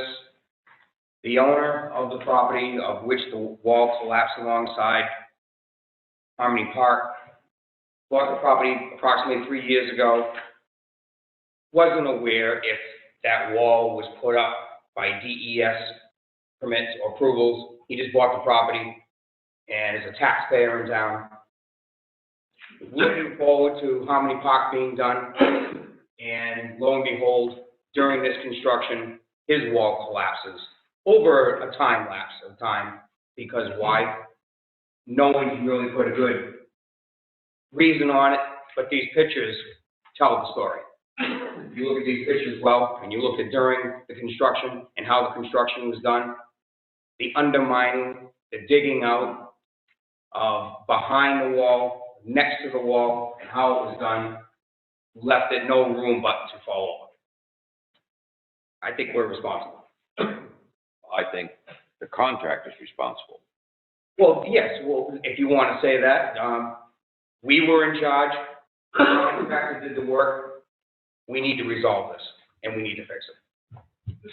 There doesn't seem to be on record any permit, wetlands permit for that wall to have been built anyway. So I don't see how the town can be responsible for that. And if you look at tax records, it says bad lien to the retaining wall, but after looking at some of these pictures, I have to agree with Paul that they dug quite a ways behind that wall. You look at the sandbags, they go right over the gentleman's dock. Yeah, Look behind the retaining wall, look like you got dug out behind the retaining big time, and that's what changed my mind, is the one of the ones I seen that changed my mind, that because they loosened everything up. There's also a bush missing there, or a tree, I don't know what it was. Somebody removed it. Somebody actually took that out. I have 2 serious concerns with this. This has been going on for 3 weeks, 4 weeks. Oh, God, longer than that. I met with you one day down there with Kenny. Well, I happened to be driving by. It was a month. But all the information I've received is, we're not really responsible for this, to a degree. And I've got this one picture. There's only one picture. And all the others are, well, but this one picture definitely shows this wall got disturbed, and that's why it caved in. who's gonna pay for it and all this. But I wanna know, where did this picture come from, Mr. Chairman? Which picture are you talking I'm about? talking about the one, This one here. the telltale one with the wall dug out from behind it. That I don't know. I wanna know where that came from. I know which one you're talking about, I got it right here. Is this the homeowner that took that picture, or was that, GMI? I don't know. I hadn't seen this Whoa, one. whoa, who put this together? Yes, you can. So the executive secretary and the secretary put together all of these photos taken from many individuals, including myself. Some of my pictures are in here, GMI pictures, highway manager pictures, highway department secretary pictures, Selectmen La Rochelle pictures. There are a lot of pictures. Yes, there are a lot of pictures, but the pictures have been talked about. Paul's mentioned it at quite a few different times.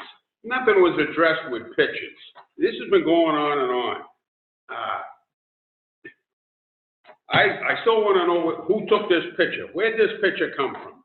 And we also I brought up the issue, Mr. Chairman, of inspections on this job. And I was told this job was inspected frequently. I was also told that there was no records of any inspections because they didn't have to be because of this type wall. Well, and then this happens and nobody knows anything until we get this picture. It took 4 weeks to get this picture. I'm sorry, gentlemen, there's something wrong here. And we're definitely responsible for this mess. Well, the other thing, in the back of the packet, looking at this, you have the legal opinion of our town attorney. Yeah, there See you go. that, and you want to take to heart, we're responsible. Somebody's responsible, whether it's the contractor or us. Property owner of the property having the work done, ultimately, at the point, we are responsible. Now, whether or not GMI will come in and fix that wall when they come back to complete Harmony Park, that's another question to be asked. But I do have Mr. Roberts, he is still available. He's been waiting for us to bring this up. Would you like me to bring him back into the conversation? Absolutely, but I don't actually, I think it's a choice with the one picture showing Doug behind All it. right, wait a minute, I just want to go, Mr. Rochelle, what do you have? I just have one comment, and I think both the town and GMI need to correct this. And the reason I'm saying GMI also, someone, unfortunately, because this has been done, has to pull the permit from DES to take care of this, and I think it should be GMI. And the town fix it, that's my opinion. Mr. Roberts? Still Yes. with us? Yes, I am. Okay. So you've heard the discussion so far and where we're at. You've read our legal opinion from the town attorney. I have to say, you would probably agree with him too on that legal opinion, correct? I have no problem fixing the wall. Do you feel GMI has any responsibility in this?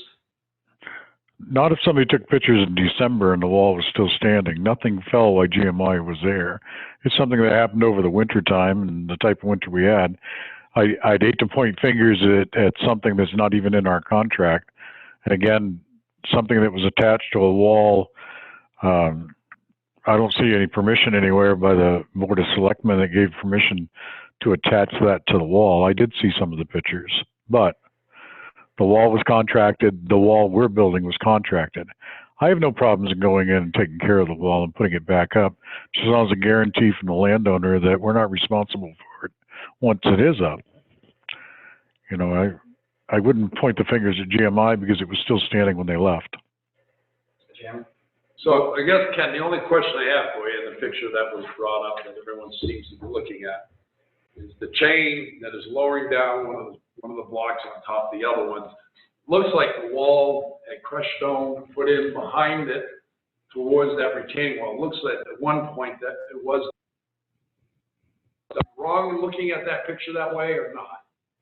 No, not at all, because they had to dig out. Well, you figure if you stood in the water line standing up, they had to dig out almost 8 feet tall. So yeah, there may have been some erosion that came out there, and they just tried to resupport it. But So I guess you know, I'm looking at the wall isn't a town road.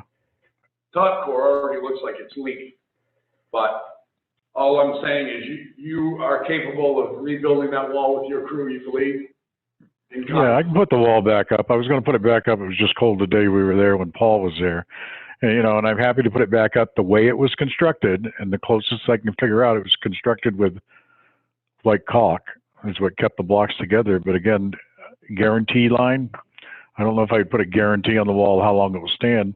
Like they'd be there for 100 years after we build it, but could be there for 2 years and then something may happen to it as well. I don't believe we should have to put drainage pipes behind it or anything else because that's not our responsibility. It wasn't there before. I believe we should put it back up in kind. As far as the permit, we couldn't amend the existing permit to not have to pay a full permit fee. To encompass that, I'll have to talk to the wetlands, but the wetlands people, again, we can't file the permit. It has to be filed by the landowner. But we can explain the circumstances and maybe that would be easier. I don't know. I'd have to talk to the wetlands people. Mr. Rochelle. And quick question. Who removed the vegetation? Excuse me? Who removed the vegetation directly behind the wall where the chain link fence is laying down? There was vegetation there, looked like shrubbery, that was basically holding the embankment with its roots and gathering water, as you know how that works on banking and shoreline, was removed. And again, I don't know if it caved in, Paul. I wasn't standing there when they dug that one piece out and set that corner. Again, they had to dig. If you look at it, I bet the wall's almost 7 feet tall in that corner. Right. So, but that tree was removed. Whether it was good soils or not, I don't know. So I don't know what tipped over while they were right there. But they are like 3 inches, if you can see the granite or the property line. You know, the wall was well within the property line. But I can see the wall caved in one of the pictures, Kenny, and there's no shrubbery there, so it didn't cut down with the wall. Whether they dug it out or pulled it out, or when they had to come into that corner, because we do have a picture where they dug right in behind the wall. Yeah, it could have very well been something that we kept caving in. Again, the material that was behind the wall isn't good material, you know, to begin with. But what they put back up, but, you know, in any case, we can put it back up. I have no issues in doing that. Just that you look behind, you look at one of the pictures, the photos, it shows from the water, looking towards shore. You're looking at the boathouse to your left, the new walls to your right, and look right where the wall collapsed and look up above it. All that shrubbery and all that greenery is all gone. It's all been dug out.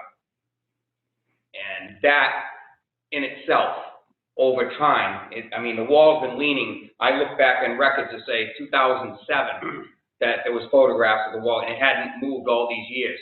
Ironically, we do a wall, a shrubbery gets removed, it's dug out a little bit behind it. It takes about a month, the wall falls over. Paul, I guess for some reason you're not listening. I have no problem in putting the wall back up. I'll do it and do it correctly. I have no problem. All I'm saying, Kenny, I'm not arguing that issue, and I know that you want to put the wall back, and that's great. The problem I have, and the only problem I have, is the homeowner should not pay for the permit. The man's completely innocent in this case. And I feel as though that we need to devise a way between the town and the installer construction company of taking care of the permit and then do the work. That's my opinion. That's all I'm trying to get across. Mr. Roberts, I'll let you back in now. Thank you. I'm, you know, I can talk to GMI about it and whether or not they'll take any responsibility for it, but I think they may say it was still standing when they left. This is something that happened afterwards, but I don't know. I haven't talked to Jeff or Warren Colby, who is the owner of GMI, and see if they'll take some responsibility for it. But as far as putting it back up, if I'm going to put it back up, I mentioned before, we'll tie it into the wall, put fabric behind it, put some stone behind it. And if it's vegetation across the top, put a set of jute matting, just like we do all the other stuff, and vegetation would grow. But it's not a large cost. It's not that big. It's a tiny piece. We're talking something that's 7 feet across. GMI is responsible for that whole site, including this wall, because they're the ones digging there and didn't secure it for the winter. It doesn't matter if that wall fell or not, they're in on that site and they've disturbed the dirt, and they were supposed to, right in the contract, it says secure the site for the winter. So they are responsible for that wall because they didn't secure that site good enough. Jim? I agree with Virgil 100%. GMI is the contractor on that job. GMI disturbed that banking, Kenny. They removed vegetation. They dug behind the wall. And that's why that wall fell in. True, it was leaning, but it's been leaning since, I believe, 2007 that we have records of. And I think GMI is responsible for this repair. And I think a letter, excuse me for just a moment, I think a letter should come from the selectmen to GMI telling them they need to fix the wall and pull the permit. Yes, sir. Another thought I just had here, and just passing it out back with the town administrator. I think at this point, if this is the way the board feels that GMI is responsible, then we need to file a claim with GMI against their insurance. Well, I think we should send them a letter first and see what they say before we go against their insurance rate. Because the only thing we have to look at in the contract, it does say secure the site for the winter. Doesn't say they're responsible for that site until the project is done. Oh, come on. I'm just throwing out a legal thing. But there was In the prayer world in court on that. There was work done Job site. on another property. All I'm saying is, without permission, I'm just throwing that out there. I'm not saying it's 100% right or accurate. But as the town attorney says, the town's responsible. He didn't say the contract's responsible. He said the town's responsible. And we're putting it back If the on. town attorney had looked at it, knowing that GMI has done the work, performed the work, he probably would have said, I would have thought in his letter, that the contractor is responsible and town should hold the contract. Wait a minute. What was the question he was asked to do it? Was to look at the job site, not to look at the contracts or anything else. Look at the town job site. And I think that we should at least send a letter to GMI before we go sending something to their insurance company. Send a letter to GMI and sit down and talk. I said the GMI. You did. You said send a letter to the insurance company. File a claim to GMI that we want to file a claim to the insurance company, yeah. But why, Because we have a chance to let them rebut and talk to them first. that's what I think, is send them a letter saying, hey, we've got a problem here. It's a small Our amount. job Right. site, it's Small. right. And they'll take right good care. That's just a thought there. They'll take right good care of it. I would think they're a good contractor company. They got a good name. Right on this, we need to send this in to them, bring it to their attention, and send that letter to them. They can discuss it with Ken, they can discuss it with Liz, they can discuss it a little bit. If they don't want to do anything, then we make a claim. Okay, right. What's the consideration of the board then on this matter? I make a motion that we write a letter, have Liz write a letter to GMI, explaining what's going on down there with the wall and everything. And that it fell because, I don't know how to word it or whatever, but fell because of changing the site and everything.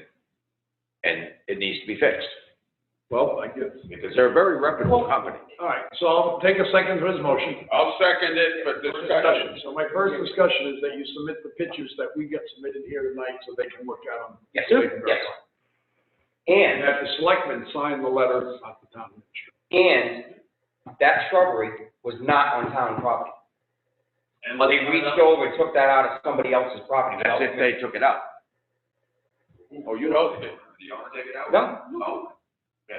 Mr. Chairman, Mr. Holt. Yes,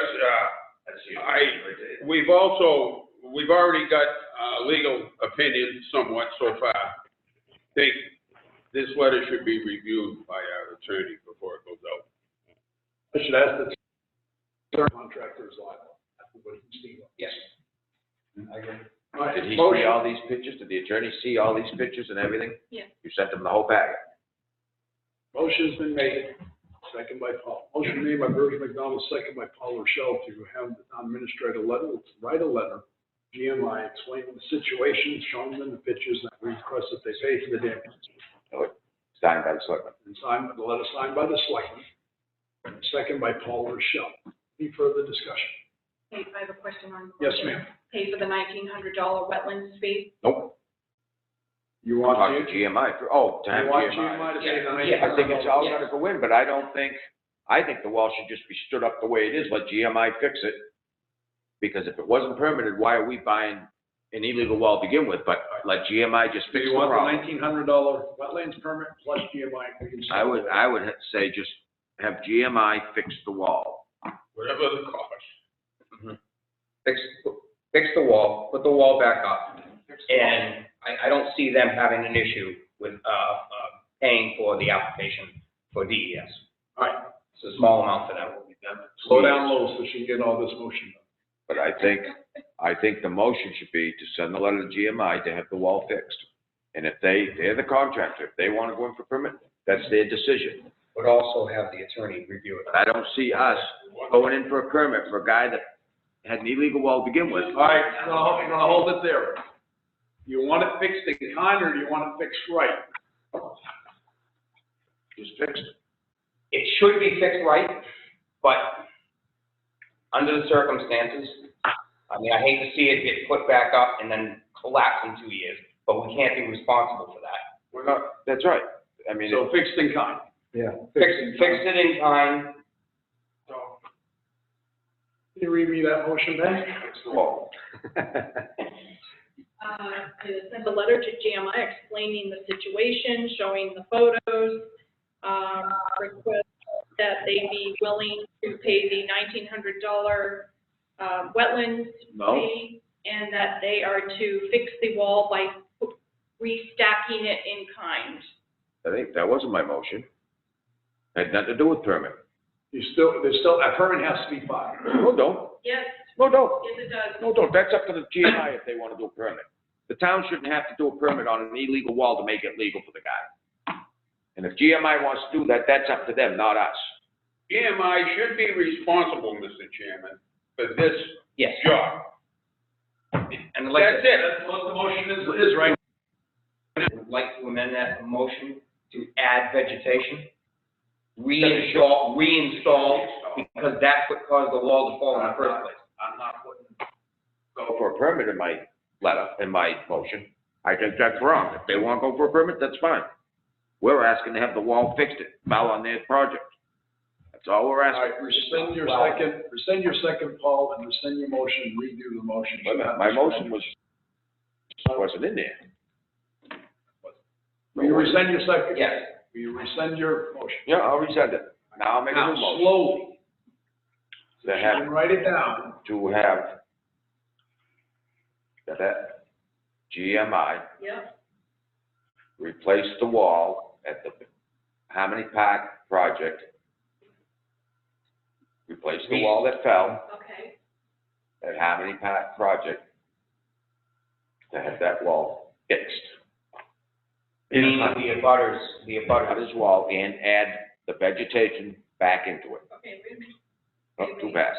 And add, you gotta use shorthand. And replace vegetation. Yeah, don't know. You need to put in kind in there. all right, in kind. Way it was. Because if they wanna do permits and stuff, that's up to them. But I don't think But we they should be can't doing it. get the permit.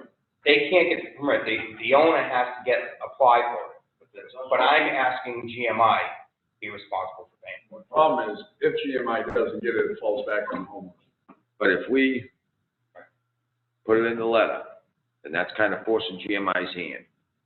GMI should be able to get a hold of you. Can we put the homeowner's name on this letter and phone number so they can call him You could directly? put that right in your motion, that they contact you. Yes.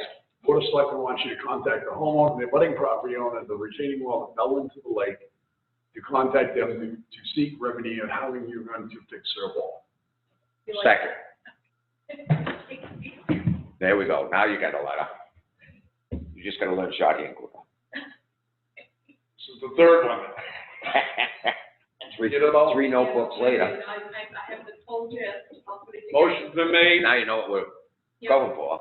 to have GMI in contact with the abutting property over the retaining wall that was collapsed due to their construction project that they were doing for the town, and to fix to work out a remedy with the butter to fix the water. Correct. There's a second. I second. Good for you. Any further discussion? We know this. Do they even need a permit? I mean, Yes, they do. is the base of the wall still there, or are Break they just rebuilding a wall? Unfortunately, there's blocks in the water. If you break the water when you're working on the lake, you need a permit. It goes under the water level. Yeah, they- High water. Underwater. You have high water mark. Motion made and seconded. Any further discussion? Poll the board. Mr. Holt. Yes. Mr. Rochelle. Yes, amen. Yes. Mr. McDonald. Yes. Mr. Wentworth, yes. Mr. Chairman, Yes, sir. I still want an answer to my question, not tonight, but maybe sometime later. I want to know where this picture came. We'll find that out. That was here. I'll find that out and I'll let you know, Bob. Bob, are you receiving my emails? Yes, ma'am. Okay, so I'll find out for you who took that picture. Thank you. Kenny? You still there? Yes, sir. Thank you. Yes, sir. Thank you, Mr. Roberts. Thank you, Ken. Yes, Thank you sir. for your input. Carry on, Ken. Yes, sir. Moving over on to selectmen's reports. I'll look at Mr. Holt. Mr. Rochelle. Mr. Whitman. Nothing. Mr. McDonald. Mr. Wentworth, I do have a few things, even though it does not do with committee reports. I drove down Hayes Road. I wanted to let you know, Ken, thank you for a good job. It's my understanding, when you told me though, that the shoulder work will be done probably when Tom's Road is done, to save some costs there. Went down the road, it looks like. I hope all the property owners along Hayes Road are happy. With the other roads I went down, I saw you coming along with those good. I just wanted to hand out to you and your highway department for the work they've been doing and patching of all the holes. Heard you got quite a bit of coal patch today. But, just want to let you know, great job. You guys are doing a good work. Also, Mr. Chairman, I also looked at Hayes Road, and I wanted to say I thought you did a good job. Anybody else? That's it for my report. Let's see if the town administrator keeps it short as mine. Here we go. Front row seat. So you have, at your seat, a packet titled on the top right corner, TA report. It's from the assessor. I'd like to ask permission to have the assessor join us electronically. And the first issue is this letter, the draft letter for the board to sign and the assessor to sign, requesting of the DRA that our reval years be changed from 0 and 5 to 7 and 2. Oh, it's 7 and 2, every 7 years, 2 years? No, every time it's like 2007, 2017, 2027, 2037, and then also the 2 years, so 2002, 2012, 2022, 30. So we're gonna be revaluing every 2 years? Every 5 years, every time the year ends in a 2, and every time it ends in a 7. So that's what we do now, is every 5 to 10. We are required by law to do it every 5 years, but right now, our schedule is a year that ends with a 0 and ends in a 5. Oh, that. There's nothing wrong with it, except we are due for a reval this year, and this letter is, when we're not prepared for it, and this letter is requesting the DRA change the schedule for us to years that end in a 2 and 7. And the reason for that is there was a full reval done in 2017. So I'd like to have. So if we've already done it, then we shouldn't have to do it now. We've got 5 years from 17. So I'd like to have the assessor speak a little more to this draft letter. Before I bring the assessor in, the question was asked, you remember during budget time, the assessor just retired, said that she would have to do a reval this year. Nothing was put in the budget for it. Then we hired Rob. This came to Rob's attention. He's been working with DRA. He went back through looking at what Mr. Sargent did for the previous assessor he's retired, realized he had done a full reval back in 2017. He feels that the information he's received in that 2017 will suffice the state of New Hampshire. He believes it will. Plus two, this will give him another year to get ready with vision. To get the new software up that hasn't been fully implemented yet, that we were supposed to do a year ago. So we're behind the 8 ball here a little bit, but we're Rob going back through the records and looking at it. He's possibly saved us $50,000 this year. We don't have to do a reval if we are able to go along with this. But I'll bring Rob in now just to give you a little more explanation to it. We're doing it every 5 to 7, 5 years, a reval. Yeah. In 2017, we shouldn't need one till 2022. That's correct, and that's why we're sending this letter. But the state didn't know that we did a full reval back in 2017. Rob only happened to come along with this, doing research, going back to when the last time. Oh, Looking at it, Mr. Sargent, are we gonna go through the email to make sure it's right? I believe We Rob, have property we're over gonna on, bring Rob in on the phone now. Like, let me explain to you to give you a little more update, okay? First, I'm gonna turn it over to you because I can excuse me. Rob? Hi, guys. Can you hear me? Yeah, we can hear you. Okay, very good. Yeah, that was mostly right.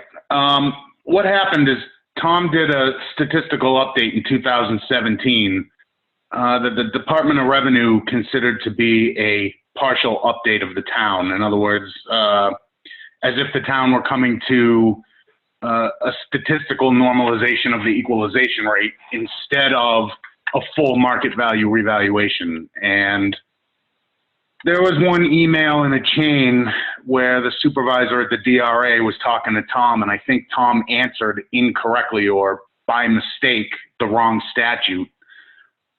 Long and short of it is, the work that Tom did in 2017 is absolutely a full revaluation of the town. And what I'm trying to avoid, we're going to do a revaluation in 2021 anyway. It's the only way we're going to get the Avatar system up and running properly. But in the end, the town was apparently supposed to be doing a reval in 2020.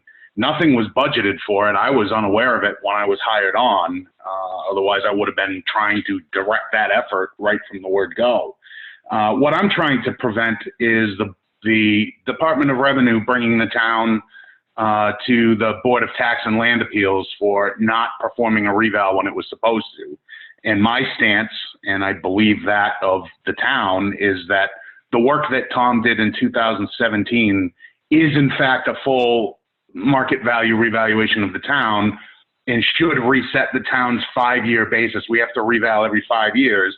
Right now, the town schedule is years that end in 5 and 0, like Liz said, should now be reset to years that end in 7 and 2, due to the work that Tom did. So I would like to ask the Department of Revenue, with the weight of the power of the Board of Selectmen behind it, that's why I'm asking for Selectmen signatures on that letter, to please re-review the 2017 work that Tom did in light of RSA 75-8A instead of 75-8. The technical on that really is the difference between a partial revaluation and a full market value revaluation, which is the work that he did. Have you looked at some of them? Because I know I've been yelling about some of them for the last 3 years. I'm not talking about individual assessments right now. I'm talking about the fact that the town was revalued last in 2017, more recently than 2015. What's that? If we're revaluing the town and you've got Mm-hmm. a 4-unit lake house that you got valued at $52,000, doesn't that screw up our reval? That's what I'm going to be looking at. It doesn't screw up your reval. You're using sales to revalue the town. In other words, you're taking the properties that sold, you're analyzing the sales, the different neighborhoods in which those sales occur, and then you're changing the base rates of land and buildings to reflect current market value. That's what a revaluation does. We got a tax card in front of us tonight, a boathouse on Winnipesaukee, $48,000.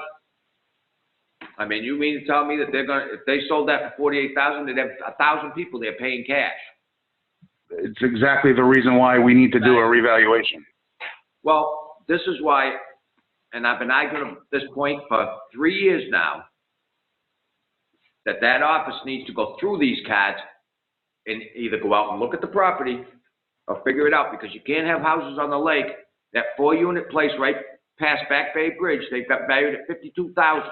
And that's 4 units right on the water with docks. I understand. That's exactly what I'm trying to do. What you're talking about is exactly what I'm trying to do. That's what I'm trying to correct the assessment discrepancies that I'm finding. Bear with me. I've only been here since April 20th. No. I know, but I've been trying to get this done for 3 years and it doesn't work. Well, this is exactly where I'm going with this. What you're talking about, what I would encourage you to do is come down and sit with me and we can go over this and I'll explain the process from beginning to end so that you understand how it works. It's a process. It's not just individual lake properties. It's the entire town. And it's the proportionality of the town that matters. I can't. Liz will tase me at the door. No, she won't. I'll stand between you and her, I promise.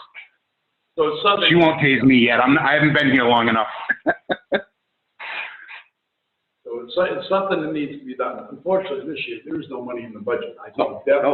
Correct. Yeah, it's not going to happen in 2020. What I'm trying to avoid is, here's the scenario, guys. What's going to happen is the Department of Revenue is expecting the town of Alton to do a revaluation in 2020. That's not going to happen. It's far too late in the year. It's not going to happen. So what Department of Revenue will do is essentially censure the town of Alton to the Board of Tax and Land Appeals, which, given COVID and everything else, probably won't come before the Board of Tax and Land Appeals until sometime in 2022, if it is that soon. At which point, the Board of Tax and Land Appeals will say, Town of Alton, you should have done a revaluation in 2020. Now the remediation is due one in 2021, at which point that revaluation will already be done and sitting on a shelf in my office down here, available to the public already for a year. But what I'm trying to do is avoid having the BTLA be involved at all, because I would much prefer to be on a stance and a footing of performing a reval 1 year early rather than 1 year late under BTLA order, even if that order comes after the reval is already done.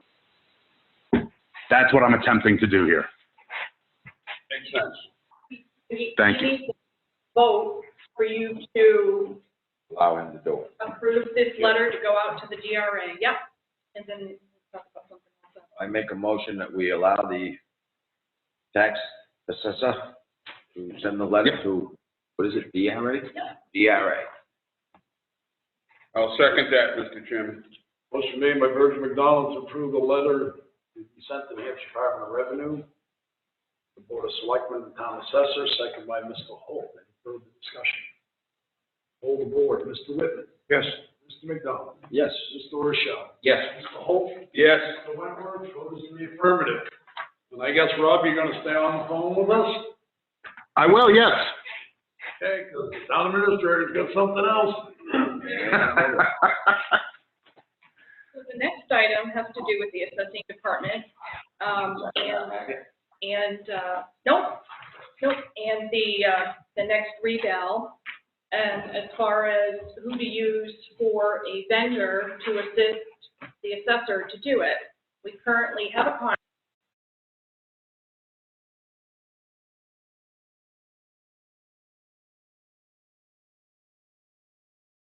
Go through that contract. Are we using that, or are we going out for RFPs to get quotes? Well, that's the question for you. I recommend you use Whitney, but it's up to the board. That's the one we already approved the contract on. Right, but this is the contract, we're going out and looking at different parcels of town. Now you're talking whole reval, which you're talking $50,000 more than what's. Is that correct, Rob? Yeah, it's a significant cost. I can't tell you how much it would be. That said, I can almost guarantee that Whitney, because they have the contract for the cyclical, is going to have the inside track on that. But the truth of the matter is, it is significantly above the minimum threshold in the manual for what we go to bid on. So I would like permission for an RFP. I fully expect Whitney to be the winning bidder, but that's only by proxy of what they do here already. The only way to find out is to bid it and see who puts in. Well, we've already approved Whitney for working for the town, but I mean, whatever they charge, it's just, we'll have to take it out of your budget. It would be for 2021. I'm looking to get costs to go to the budget committee and go through the budget process for next year. So the contract for Whitney expires when, right now? At the end of the year? Whitney's contract is, oh, excuse me, I'm sorry. Whitney's contract is for the cyclical measure and list portion of the revaluation. So they are not contracted right now to do the data analysis, sales analysis, resetting of the values. They're contracted essentially to go out in the field and measure and list all the properties. It looks to me as if the town's been on a consistent measure and list, so your data's pretty clean. So really, in the end, their contract, my understanding is their contract runs from 2020 to 2025 for the cyclical. So basically, But that's not, this will be a project, so I feel sure you have to go out to RFPs. I agree. So, Rob, that's something you could do, is work up the RFPs and get this out and possibly for 20. absolutely. Yep, I can have it to you for next Monday. Gentlemen, how do you feel? All right, so the consensus of the board is that we send it out for RFP, sir. Excellent. Thank you very much, guys. You have something to say, Liz? The next item for TA report, Rob, if you could stay with me. I'm still here. That's doing you up.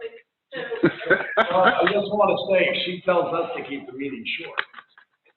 Yeah. Sorry about that, guys. That's all right, go ahead, Liz. So the next item has to do with the tax information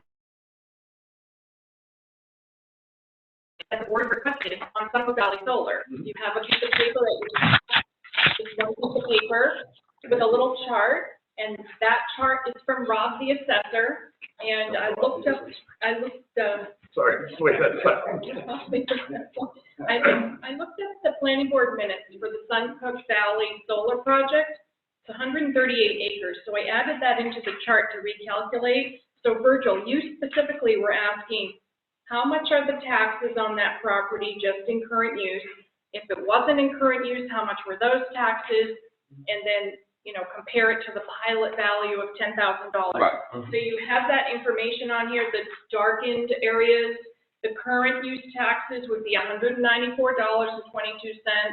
Right below that, the regular ad valorem taxes, about $3,500, and then the pilot value would be $10,000. I think it's, That's $10,000 a year. yes. Yeah, they're all per year. They're all per year. So that, do you have any questions for Rob on this? You don't now? No. Okay. You answered my question. Well, the only thing is, I never heard, I do, Rob, actually, never heard of the ad valorem, regular tax. Ad valorem is a fancy way of saying not in current use. Okay, thank you. Yep. All right, Mr. Holt has a question for you. Now, this land is going to be taken out of current use. Yes. Okay. What's the penalty for that? Is 10% of the market value of the land at the time of disqualification. how much? 10% of the value of the land at the time it disqualifies. I can't answer better than that because I haven't had a chance to analyze. It's just a land use change tax is 10% of the market value of the land. 27, roughly what you're showing us now would be roughly $27,000. Probably pretty close to that, yeah. That's a one-time fee for the removal of current use. The rest of the taxes would be an annual comparison back and forth. So you're going to make $10,000 per year with the pilot, plus $27,000 up front when the property removes, give or take. By the time that happens, it could be a little more, it could be a little less. Depends really on what COVID does to the real estate market right now. This 138 acres at the top, I'm not quite sure if the solar array is going to take all of that. So if it takes less, these dollar amounts shrink a little bit, but you can still see the proportion. That was one of the questions I had asked. Yes. Yep. I'm happy with what I see. Me too. I am too. Probably the consent agenda too. Rob, we're gonna, probably let you go for about 5 minutes, and we're gonna bring you right back in. Is that okay? I'm here and waiting. When you guys tell me I can go home, until then, I'll be right here. All right, sir, I appreciate it. No problem. Move back to the town administrator for the rest of her reports. Okay, so you have in your binder under TA report, just a sample letter from one of the nonprofits that was approved at town meeting. And during the state of emergency and a potential lack of money coming in, the finance manager asked me to ask the board, do you want to hold off on paying these nonprofits until the end of the year, or not pay them at all, or what do you want to do? I think we have to pay them. The people voted on it. I agree with that, and I've said in the past, I hope someday the nonprofits can go into the debt budget, the debt service budget, which each one would, you would have more control over it. When it's an individual warrant article, you have to pay, but do you want to wait on it, or, I mean, you should pay because the voters voted on it, but. Yes, we should pay, but we have up to the end of the year to pay. Right. Yeah. So do you want to hold off on these requests as they come in I now? would like to hold off at least the second quarter. Mr. Chairman? Go ahead, Stephen. Oh. Yes, sir. Well, you made a statement. A statement was made that we have to pay. It's my belief that these have to be paid because they were individual warrant articles and the people voted on them. My preference for nonprofits is to put these into the debt service budget, which goes through the budget process. Each nonprofit has its own little line item number that gives the selectmen more, We all- take it down the road. That'd be down the road. That's an issue for down the road. Yeah. The issue now is, if we put it off, Mr. Chairman, like you suggest, wait a while, which we can do legally. And if we find ourselves in financial problems here, we might not be able to pay it. I agree. Okay. So if we pay now and then we can't pay later, where are we gonna take that money from? What's the fact? It's a warrant article. I mean, the other thing, If there's no money, I'm not trying to say they don't do a well-worthy cause. no. We have to take care of our own first. That's right. You're right. We have to take care of the IRS, the retirement accounts, and everything else for our employees first. We still have to be careful kicking These the folks, can down the road. these folks are still getting federal funds, state funds, and county funds. So the amount of money we're gonna give them, I'm sure they used a goodwill, but they're getting a larger amount from our other agencies. So I feel some of these can be put down to maybe even the start of the third quarter, September, August, September, October. We can do it last week of December. Then we can see where our revenues stand, to see how healthy we are. Because I do have it in my heart here that taxes are gonna come in. Looking into the banks as per se, this is getting off this a little bit, the banks will pay those taxes. There's not enough money in that escrow account, the bank will pay those taxes. They're just gonna go up on the mortgage rates of the homeowners. So I've already been told that by the banking commission, that the banks have to pay. Banks will always pay it. So there was a question that they didn't think they would because they'd be short, but it's not. Banks will always pay They for will mortgage. pay that amount. So in all honesty, if we're down maybe 5% in taxes, I think we'll be doing good because I don't think it will be even that high. Most people in Alton have been very good about paying their property tax when they have it. Yes. Plus they get, if they're laid off, you're getting that extra 600 plus unemployment. You got this stimulus. Most folks in town are really conservative with how they spend their money. They want their homes over their heads. So. I do caution that if we keep kicking the can down the road and wait too long to pay anything, like this, we have to be careful of that, I think. To make sure that we don't go too far and then say, oh, well, we should have paid it when we had the chance. All right, so we end of the second quarter is coming here in June. You're gonna have August, September, October will be your next one, November. That's not here. July. April, May, and June, end of June will be in the second quarter. Third quarter starts July, August, September. So you want to review this matter at the 1st of July to see where our revenues, because the taxes are due July 7th. Right. I'll wait till July 15th and. Yes. Okay. You do. You want to wait till July 15th? You want to wait till July 15th? You want to wait till July 15th? July 15th consensus to hold on. Okay, thank you. Just keep waiting to be able to What talk. else did you have, ma'am? Two things. Are we going to speak? I had my hand up. I You didn't just see keep you. passing and that. I've had my hand No, up. no, you have your hand up, you had a pen. I've had my hand up 2, 3 times. What would you like to He say? talk, he talk. Yeah, but he's not used to that. I know, I'm gonna start speaking out again. Because you had the floor 10 minutes ago. Are we? Yeah, that was 3 items back. Are we're not notifying them, right? No. Because we've never notified them. They have to send a letter to the town requesting it. That's right. Right. They have to ask for their money. Mhm. Yep. Did you bring your taser?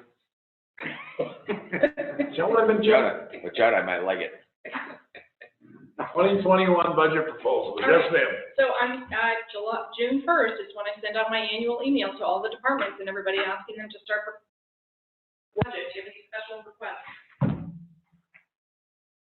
And COVID, better watch it. Well, they should be extended until at least August 1st. So the next meeting will be the time, according to the employee manual, that you set the merit percentage and the COLA percentage. 0, COVID-19. That's it, you We can already got talk bonuses. about that next week, but, so, and we're working on oil and propane prices. Okay. But are there any other special requests? On oil and propane, can we try to set it up at the school so we all buy more gallons and get it cheaper? That we've been trying to do for 100 years. We can try. I know I'm not making it, but It it's, doesn't, I know. The only thing I'd like to say in response to the 2021 budget, keep in mind, we still don't know where we're going to be 6 months from now. We have a second round. You have to be mindful of everything that's going on, where it's going to go in the future. I understand their request, I understand the needs for the town, but I'd still like to take into consideration of what we've been through in the last 2 months. We could be right back there. With that said, department heads have done well so far this year, holding their spending back. I'd like to see what they did last year. Come in with a firm budget. So, I don't know how you guys do. Come in with a what? Firm budget. Firm. What are we allowing? All the way up here. Not, don't have to be way down here, but just come in firm. They came in with a very good budget last year. very Yes, they did. reasonable, yeah. What are we giving them, 3%? Well, that'll be talked about next week with wages, No wages. but, oh, you need 3% on budget. I ask that you Or not, level funded. you not put a cap on, let them do their job to come up with the best budget possible, taking into consideration everything that Ruben just said. They'll do it, they'll do that. Because last year, I remember some of them, we put a cap at 5% last year. Most of them came in under that 5%. A couple come over. Yeah, Well, we and fixed that. It couldn't be helped. But it was, as I said, the water department was one of them. Didn't affect the tax rate. But that's, what about you? Yes. What about you? No, I agree. Sounds good. Okay, thank you. And then the last item is, Castleberry Fairs, the special event permit that was approved July, and Canceled. September. Right, the July has been canceled, now they've already paid, $3,000, $4,000, whatever it is per event. And I've sent an email off to notify Terry Mullen of this, and I asked her if she wanted us to keep the deposit for next year, or would she like a refund check?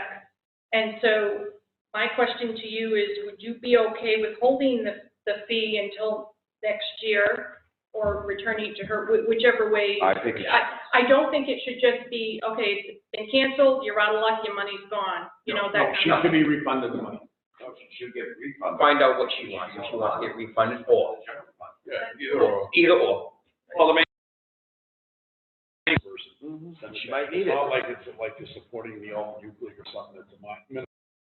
This is 3,000, because I'm sure if they did printing already, they'd want us money. So, I would, consensus is if she requests the money back, we refund the money. If she wants us to hold on until next year, that's fine, hold on until next year. okay, thank you My guess is they. Is that agreeable with you guys? Yes, no, that's exactly how I feel. No, that's the way it should be. Whatever they want to do, send it back or hold it. We got nothing else for Rob. Oh, we do have something else. Oh, yeah. Virgil just went downstairs. He's the one that asked for Rob to be here. Well, we'll wait for Versa to come back. We've got approval of minutes anyways. May 11th, 2020, regular.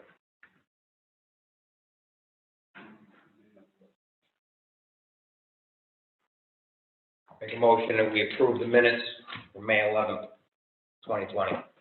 Second. Motion is made to approve the minutes of May 11th, 2020, regular meeting, second by Mr. Whitman. Any further discussion? Call for vote. Mr. Whitman? Yes. Mr. Rochelle? Yes. Mr. Holt? Yes. Mr. Wentworth, yes. Mr. McDonald? Mr. McDonald has excused himself. At least that's the way I'm going to put it, or he's not here. Yep. May 14th, 2020 workshop.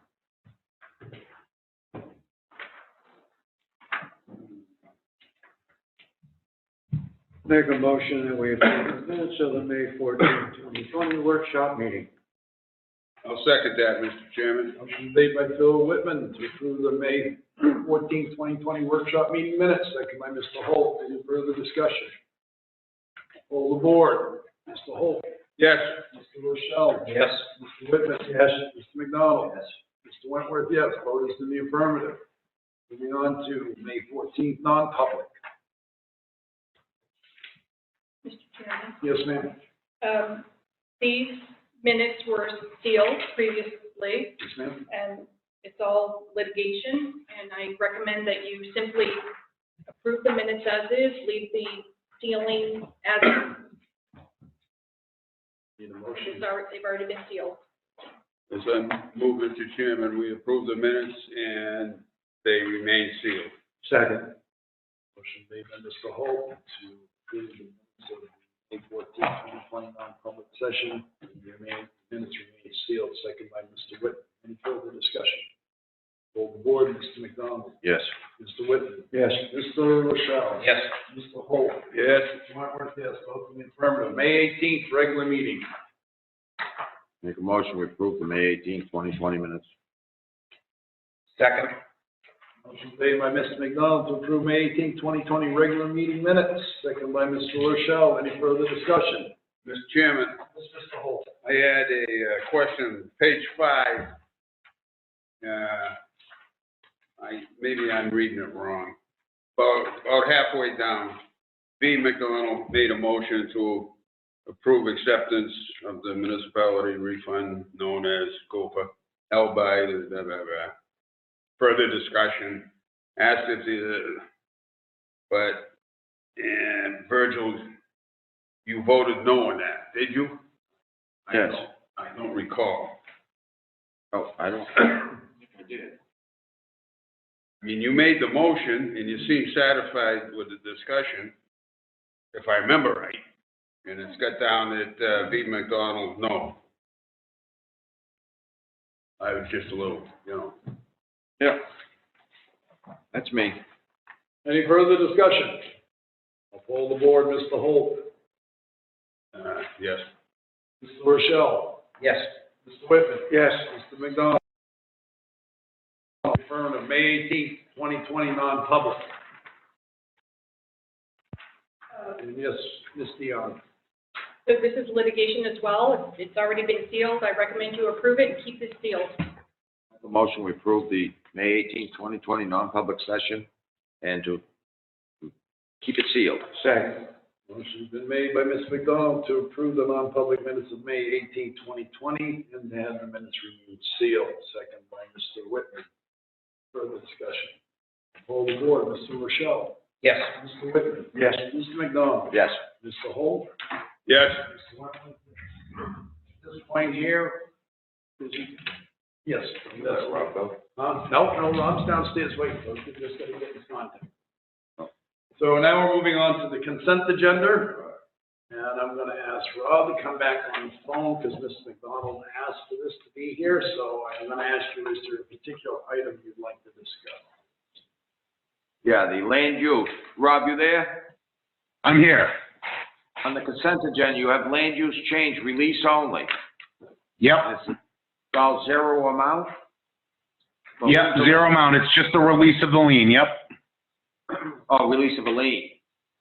Yeah, current use is a lien against the property. Whenever a current use application is recorded, a release has to be recorded or else the title companies they lose their minds because it's a lien against the property technically. So yeah, there's a certain number of properties that either never should have been in current use in the first place. It's just housekeeping stuff that I'm finding as I'm cleaning up current use records. So we're not charging them for the land to come out of? Can't, you only have 18 months. Well, have we been charging them taxes on current use all this time? You can't, you have 18 months to charge a land use change tax against the property after it releases. So the ones that you have that are releases are past their eligibility to tax. But they're at regular tax evaluation. Correct. now. Yeah, the current use comes off the property. They're paying regular taxes. They're just gonna escape a land use change tax for whatever reason. They're just properties that I can't issue a land use change tax against because the statute of limitations has run out. Okay. Any other further questions? Mr. McDonald? Okay, gentlemen, before you, you have the consent agenda 1, 2, and 3. Are we all set with Rob? Yep. Rob, you're all set to go home to your family for the night if you like. We thank you for your. Thank you, guys. Input. Thank you. Thank you. Very welcome. Have a good night, guys. Thank you. Have a motion to approve the consent agenda, June 1st, 2020, as submitted, 1, 2, and 3. So moved. I have one more question on consent agenda. Yes, ma'am. Yes, sir. Number 2, Yes, sir. the excavation intent form is a tax form. Yeah. Why aren't we signing that? It has nothing to do with litigation, it has nothing to do with anything. The state lady come in and talked to us about it, said it is strictly a tax form for the state. Rob, is Rob still here? So I should have him stay. I just seen the intent. Mary come in and explain that it has nothing to do with permits, has nothing to do with anything. It is strictly the tax form for the state. Well, wait a minute, we'll see if we can catch him before he leaves. So, Postpone it for 1 week. yeah. Oh, we can do that instead of chasing them down. So what happened, I can talk briefly about it until he, Yeah. at the last meeting, it was on the consent agenda to approve, and it was signed because it was in the signature file, and it was against legal counsel recommendation because the town is in litigation with this property owner.